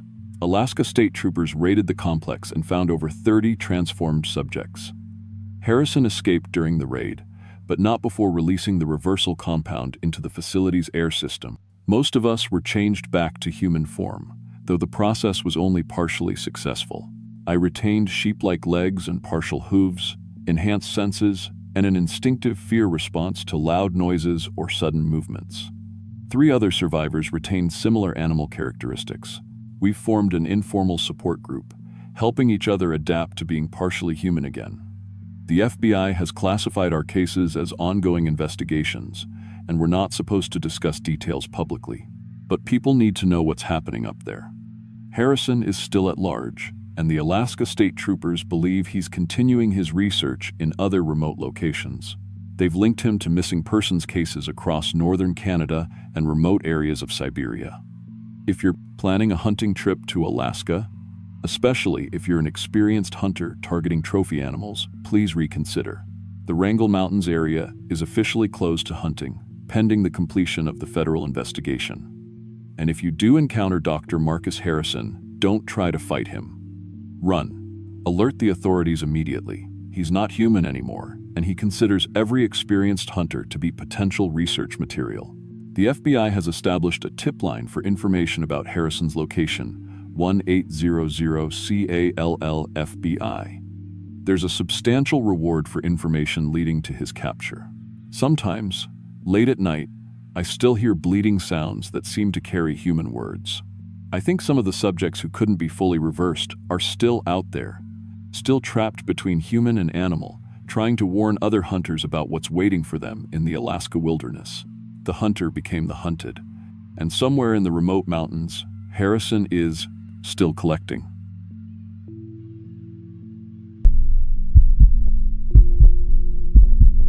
My name is Steve Morrison, and I've been a diesel mechanic for 16 years now, working out of a shop in Tulsa, Oklahoma. I've rebuilt more Caterpillar engines than I can count, fixed everything from 18-wheelers to mining equipment, and earned enough certifications to paper my garage wall twice over. My hands are permanently stained with grease. My back aches from crawling under rigs, but I love what I do, always have. But what I really live for is hunting season. Every year, I put aside whatever I can from my paychecks. $20 here, $50 there, sometimes a whole bonus if we had a good month at the shop. For 5 years, I saved every spare penny for one dream hunt, caribou in Alaska. Not some weekend trip to a game ranch, but the real deal. The Brooks Range, where caribou have been migrating for thousands of years. Last September, I finally had enough saved up. $4,000 for a 10-day guided hunt with Arctic Outfitters. Their website showed pictures of massive bulls with antlers spread wider than a man's arms. The guide they assigned me was named Carl Hendricks, and his bio said he had 20 years of experience in the Alaskan wilderness. Former military, survival expert, the works, perfect. I flew into Fairbanks on a Tuesday, then caught a bush plane 150 miles north to a remote camp. Just me, Carl, and 10 days of what should have been the hunt of a lifetime. The pilot who dropped us off said he'd be back in 10 days unless we called for early pickup on the satellite phone. Then he was gone, leaving us alone in country so wild and empty it felt like being on another planet. The camp was basic but solid. 2 tents, a fire pit, and enough supplies for our stay. Carl was about my age, maybe a little older, with the kind of weathered face you get from years in the outdoors.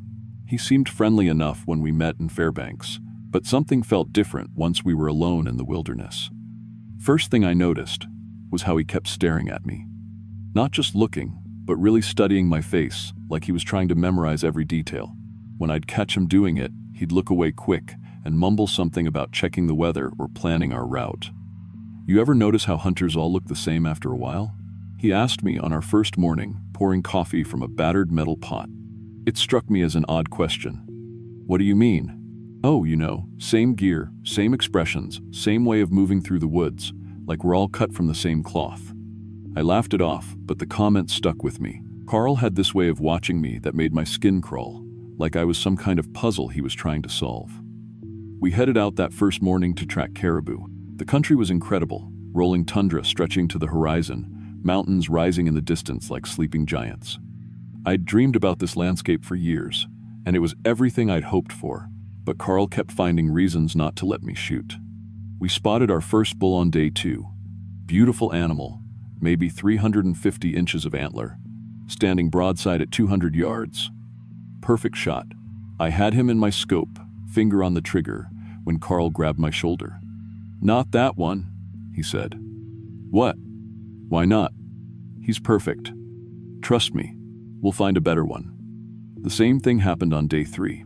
Another beautiful bull, another perfect opportunity, another excuse from Carl.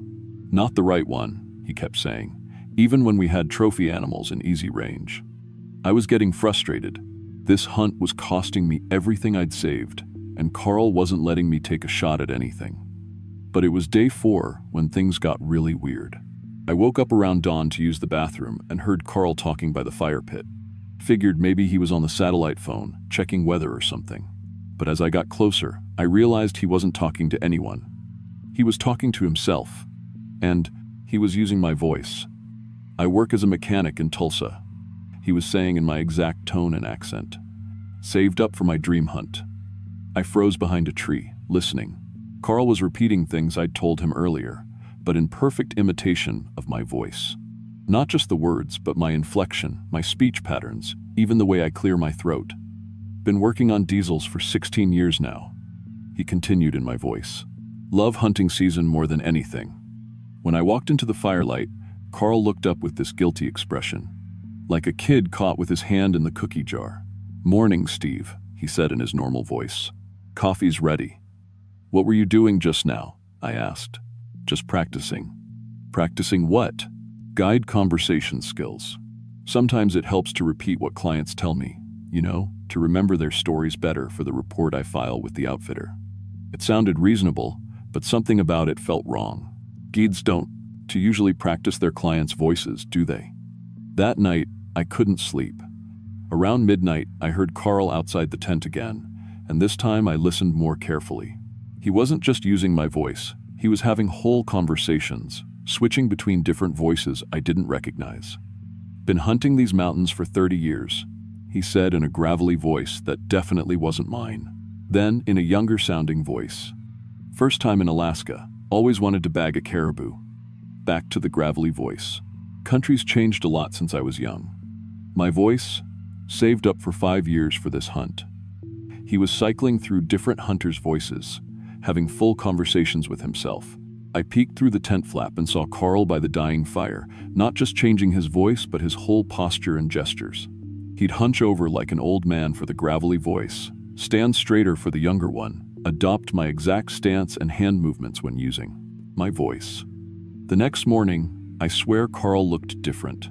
Subtle changes, but definitely there. His nose seemed more like mine, his eye color closer to my brown instead of the blue I remembered. Even his hair looked like he'd styled it to match mine.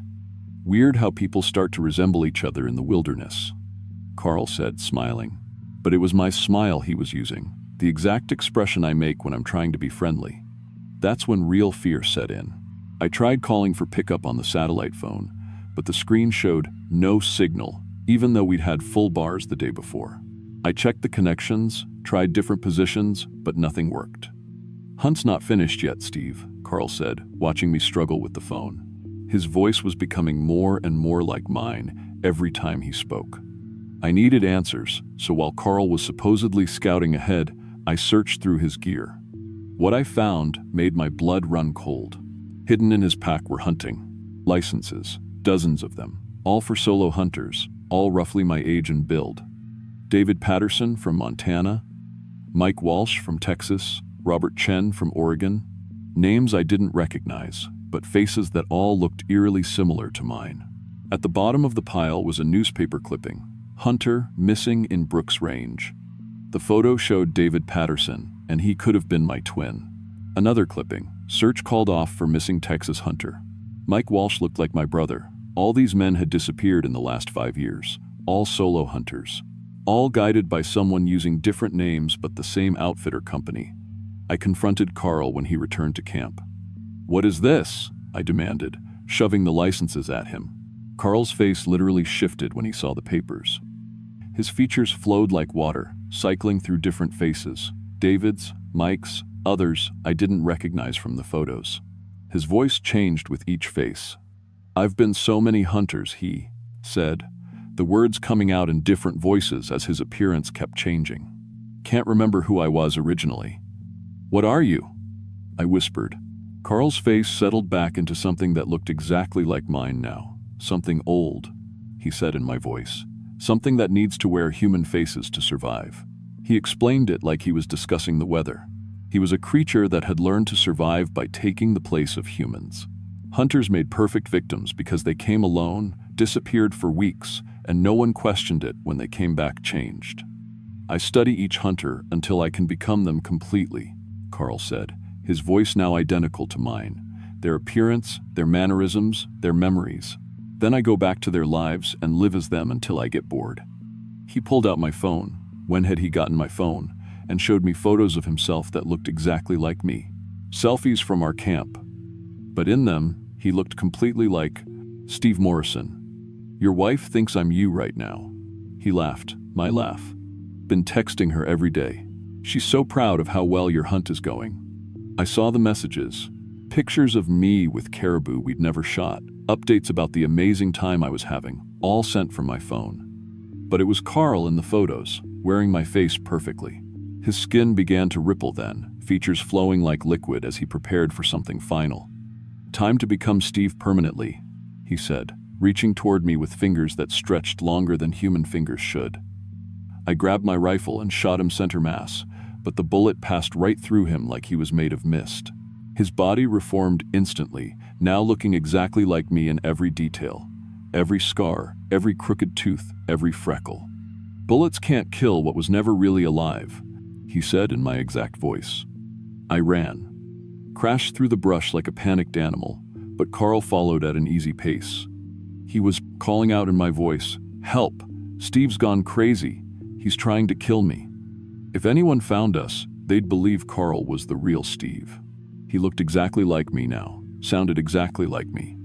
I was the one running wild through the wilderness while he played the victim perfectly.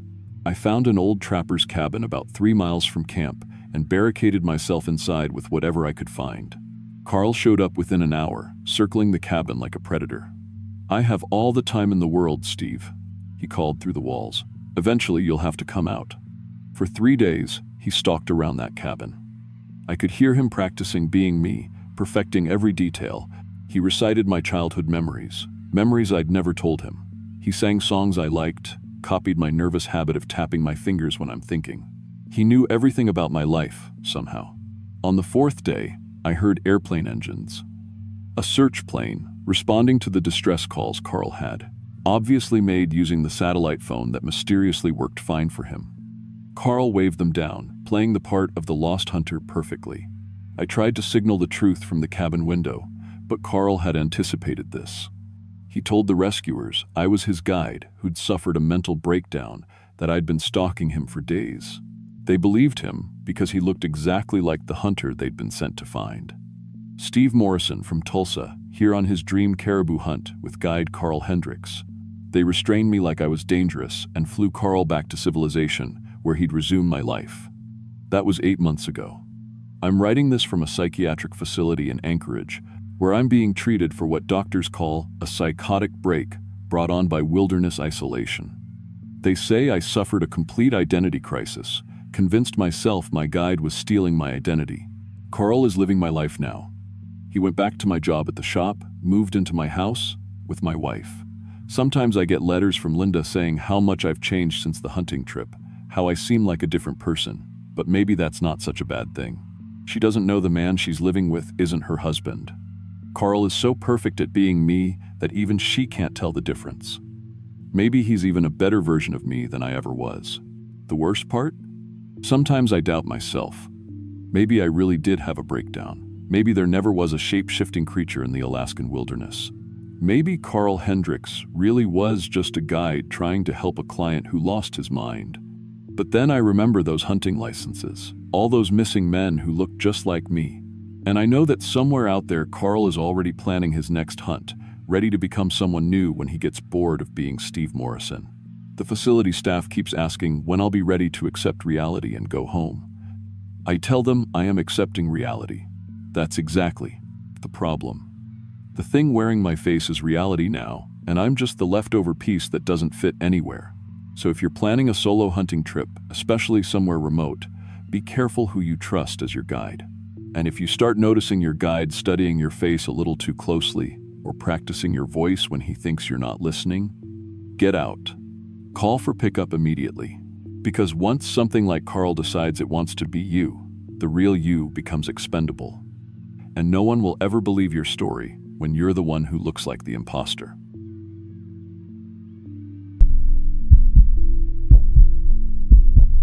My name is Jake Morrison, and I've been working at Pike Place Coffee Roasters in Seattle for 3 years.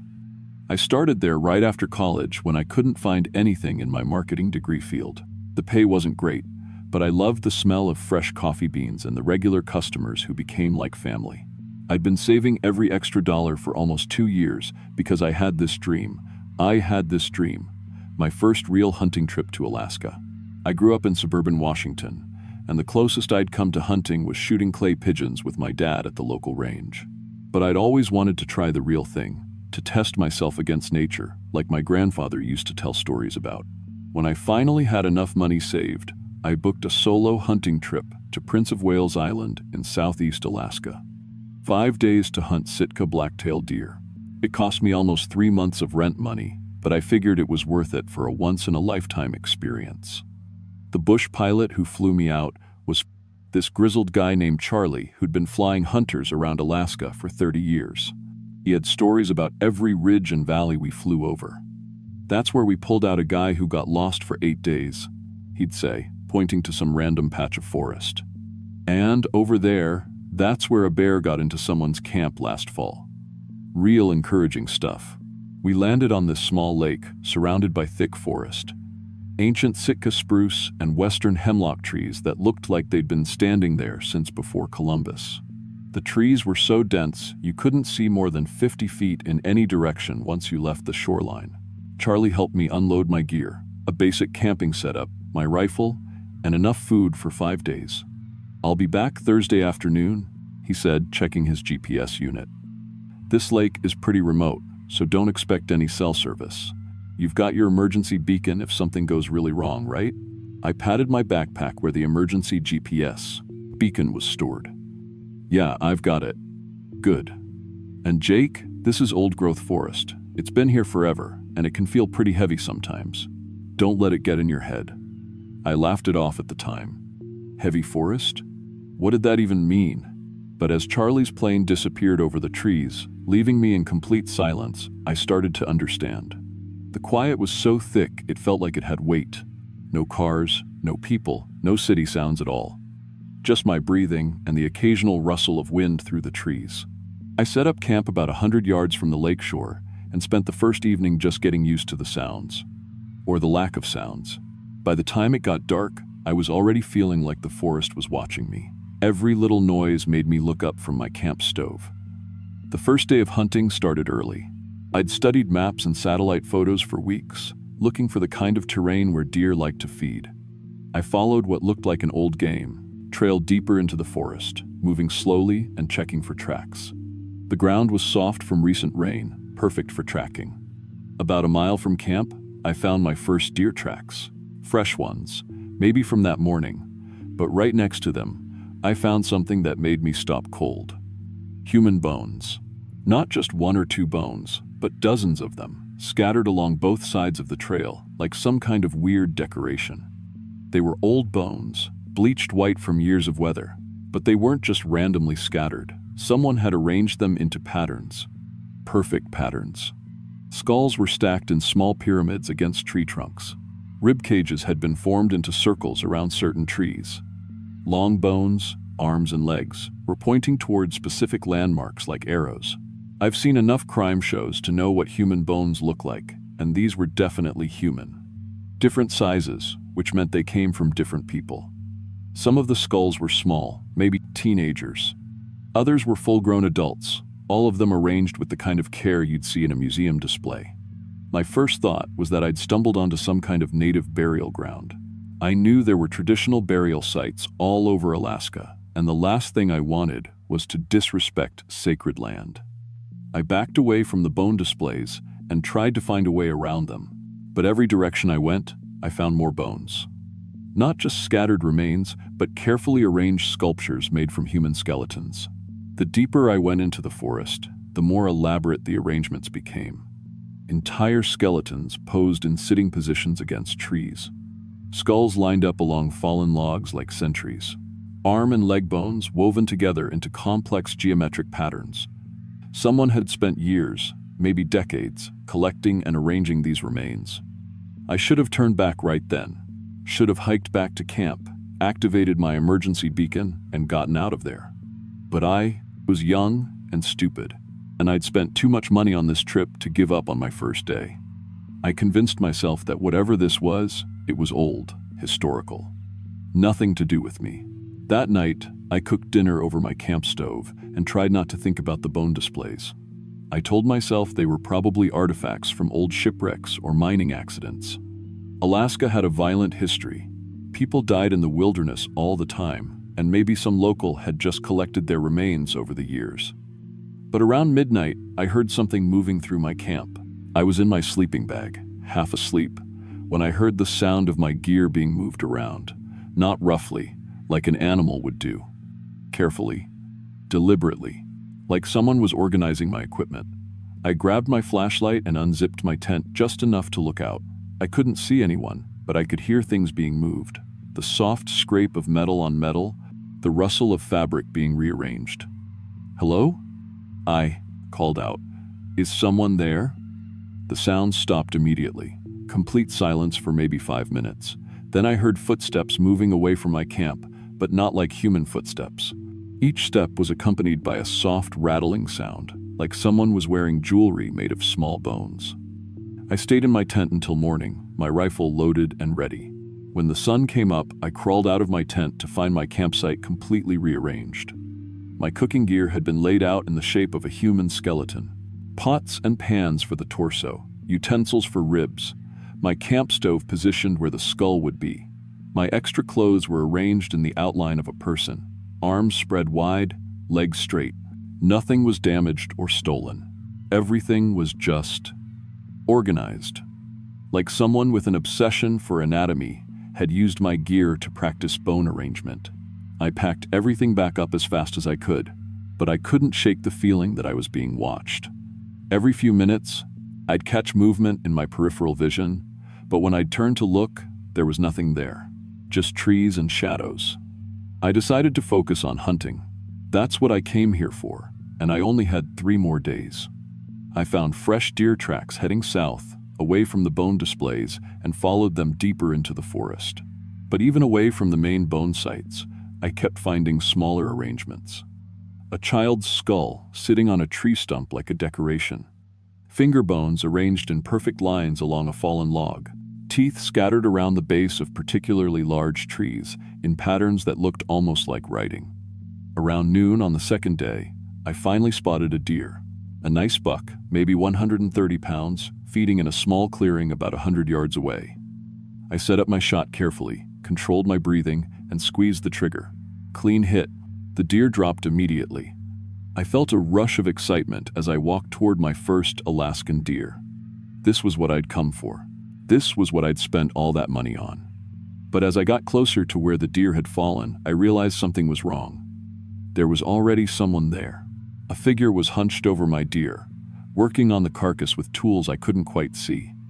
It wore what looked like a cloak made entirely of human bones. Ribs formed the collar, arm bones hung like sleeves, and dozens of finger bones dangled from the edges like fringe. The figure's head was covered by a hood made from what looked like an entire human skull. "Excuse me," I called out, trying to keep my voice steady. "That's my deer." The figure looked up at me, and I saw that it wasn't wearing a skull hood. The skull was its face, part human bone, part rotting flesh, with eyes that glowed like dim candles in deep sockets. "Thank you for the gift," it said in a voice like grinding gravel. "Fresh bones are so rare here." I watched in horror as this thing continued working on my deer. Its hands moved with impossible speed and precision, stripping flesh from bone like a master butcher.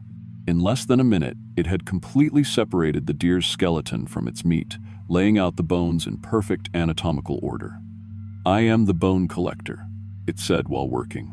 "I preserve the structure of life. Every creature has a skeleton, and skeletons are forever." The thing gestured to the forest around us, and I realized that all the bone displays I'd been seeing weren't random arrangements. They were an organized collection, a museum. Thousands of skeletons from every animal in Alaska, all perfectly preserved and displayed. But mixed among the animal bones were hundreds of human skeletons.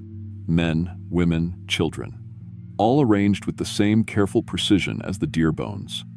"Hunters make the best specimens," the bone collector said, studying me with those glowing eyes. They come with their own tools for preservation. They venture into my domain willingly, and they're usually in excellent physical condition. That's when I understood. This thing had been luring hunters to this area for decades, maybe longer.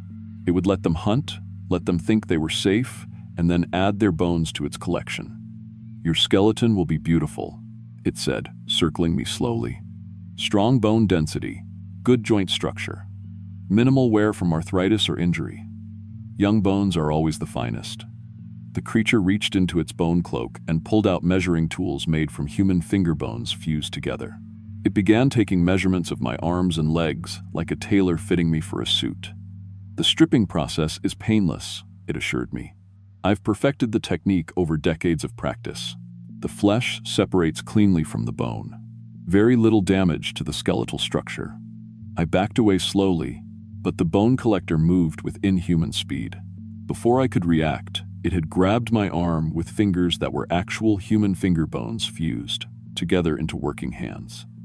Where it touched me, my flesh began to separate from the bone underneath. I could see my own arm bones becoming visible as the skin and muscle peeled away like it was melting. The pain was beyond description, like being flayed alive from the inside out but without any external wounds. I screamed and broke free, running through the forest as fast as I could, but I could feel the damage spreading. Everywhere the creature had touched me, my flesh continued to separate from my bones. I could see patches of white bone showing through my dissolving skin. Behind me, the bone collector followed at a leisurely pace, calling out facts about human anatomy like a demented professor. "Did you know the human skeleton contains exactly 206 bones?" it shouted. "I've counted each one on every specimen in my collection. Your femur will make an excellent addition to my display of hunting accidents." I could hear it gaining on me, its bone cloak rattling with each step. My arm was getting worse by the minute. I could see more of my radius and ulna bones becoming visible as the flesh dissolved. I stumbled out of the tree line just as Charlie's plane appeared over the lake. He was doing an early check, probably because the weather forecast had storms coming in later that week. The bone collector stopped at the edge of the forest, unwilling to leave its collection unguarded. "I'll wait," it called out to me. "Bones don't decompose, and neither do I. You'll be back eventually. They always come back." Charlie took one look at my arm and rushed me to the nearest hospital in Ketchikan. The doctors couldn't explain what they were seeing. My flesh was separating from the bone in perfect anatomical layers, but there was no sign of disease or injury that could cause it. They managed to stop the progression with some kind of experimental skin graft procedure. But my arm never fully healed. I still have visible patches where you can see bone through thin, translucent skin. The doctors said it was impossible, but they couldn't argue with what they were seeing. I filed a report with Fish and Game about the bone displays and the creature I'd encountered. They sent investigators to the area, but they only found what they called natural bone deposits from predator kills and old mining accidents. No evidence of foul play. No sign of the organized displays I'd described. But I keep newspaper clippings about missing hunters in that area. 17 people have disappeared on Prince of Wales Island in the last decade. All experienced hunters. All last seen heading into the same forest where I met the bone collector. I quit my job at the coffee shop and moved back to my parents' house in Spokane. I can't handle being around sharp knives anymore, and the smell of meat being prepared makes me sick. Sometimes I wake up in the middle of the night, feeling like my flesh is separating from my bones again. I dream about perfect white skeletons dancing in an ancient forest, arranged in patterns I don't understand. And sometimes, in those dreams, I can hear the bone collector still calling to me. "Your skeleton will be beautiful," it whispers. "The collection is waiting."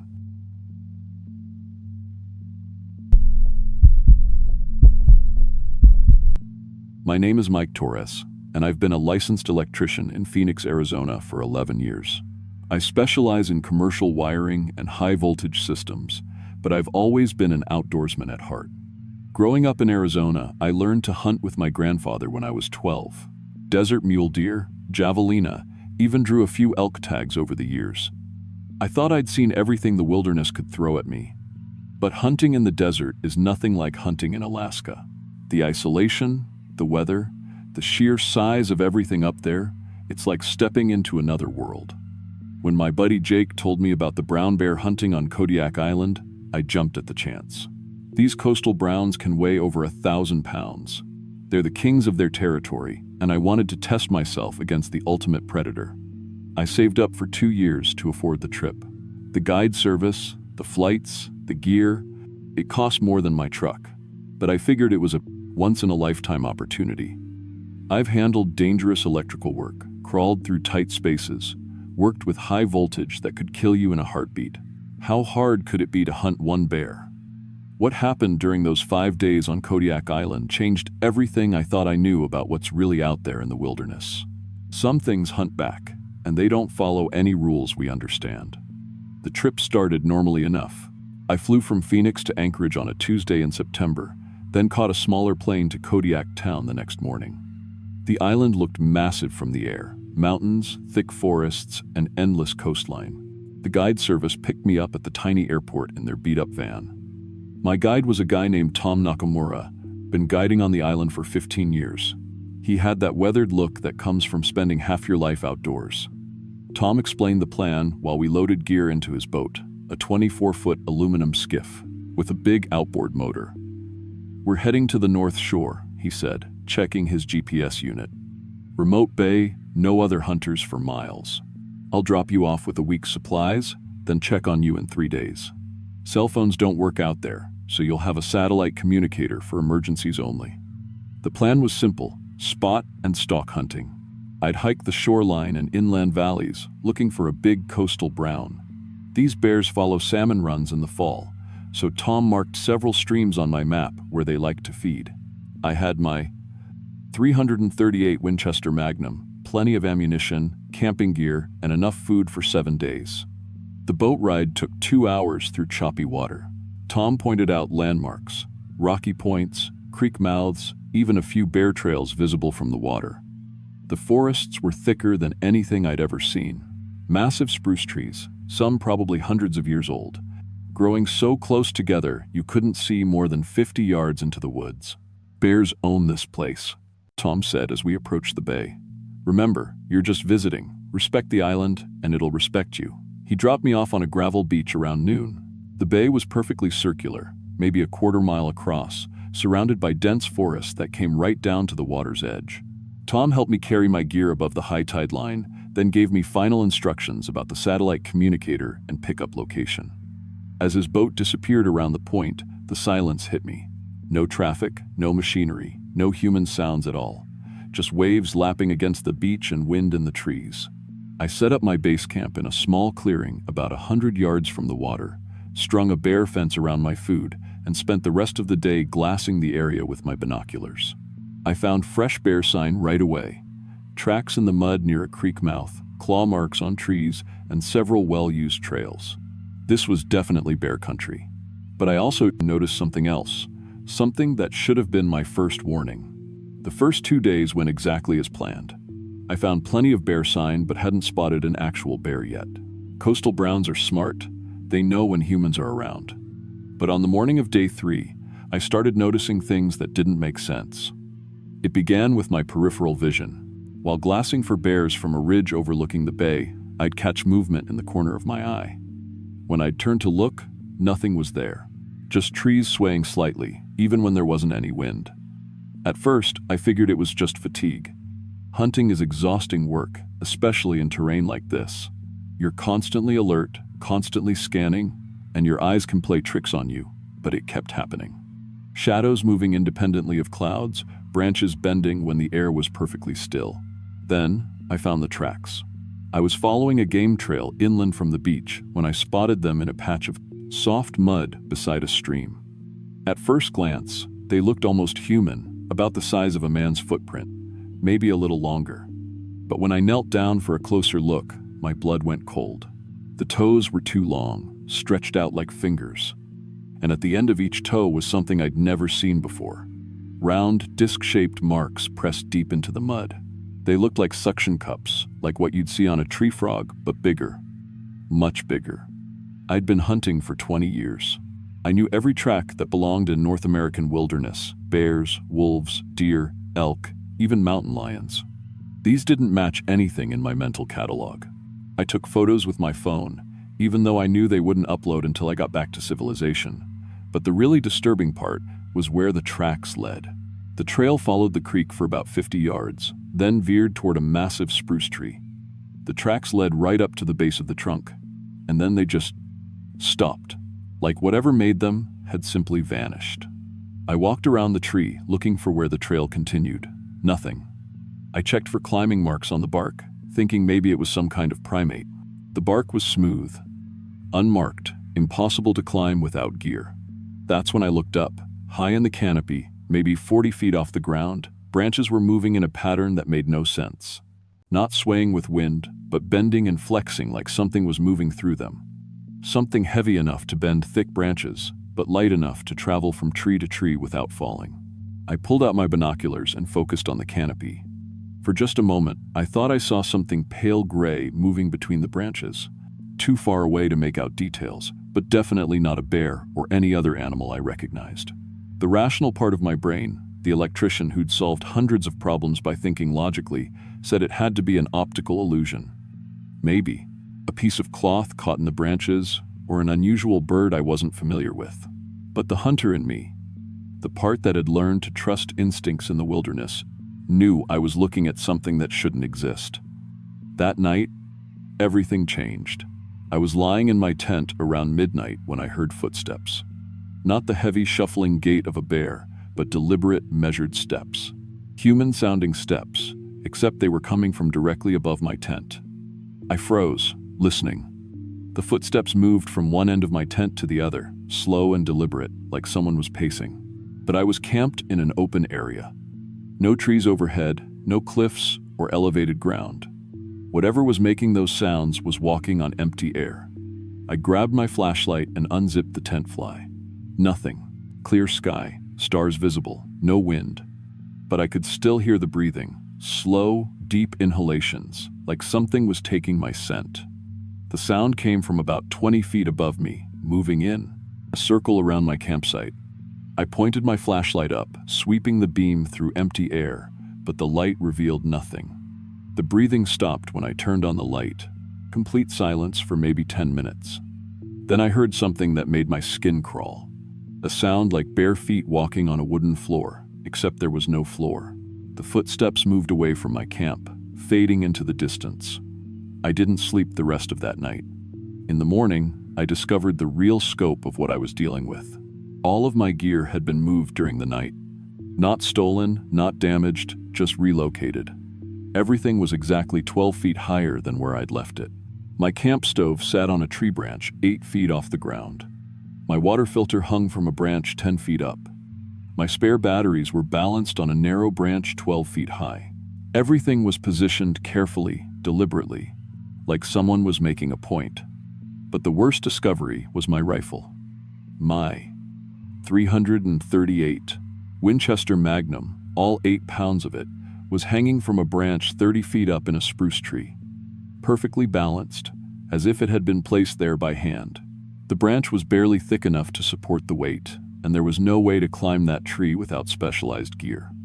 I stared up at my rifle, trying to process what I was seeing. In 11 years as an electrician, I'd learned to troubleshoot impossible problems by breaking them down logically. But this defied every law of physics I understood. Something had carried an 8-pound rifle 30 feet up a tree and balanced it on a branch I couldn't reach. I spent 3 hours figuring out how to get my rifle down, using rope and throwing rocks to knock it loose. When it finally fell, I inspected every inch of it. No damage, still loaded, safety still engaged exactly how I'd left it. Whatever had moved it had handled it with more care than most people handle their own weapons. That afternoon, I finally saw what was stalking me. I was glassing for bears from a ridge about a mile inland when movement in the canopy caught my attention. I focused my binoculars on a stand of old-growth spruce about 200 yards away, and my blood turned to ice. A figure was moving through the trees. Not climbing, not swinging like a monkey, but flowing from branch to branch like it was walking on solid ground. The thing was tall, maybe 7 feet, and pale gray, almost the color of fog. Its limbs were impossibly long and thin, like someone had stretched a human body on a rack. But the most disturbing part was how it moved. It would reach out with one of those long arms, touch a branch, and suddenly be standing on it, completely stable. No jumping, no climbing, just instant transitions from branch to branch. Like gravity didn't apply to it. I watched through my binoculars, hardly breathing, as the creature moved through the canopy with fluid grace.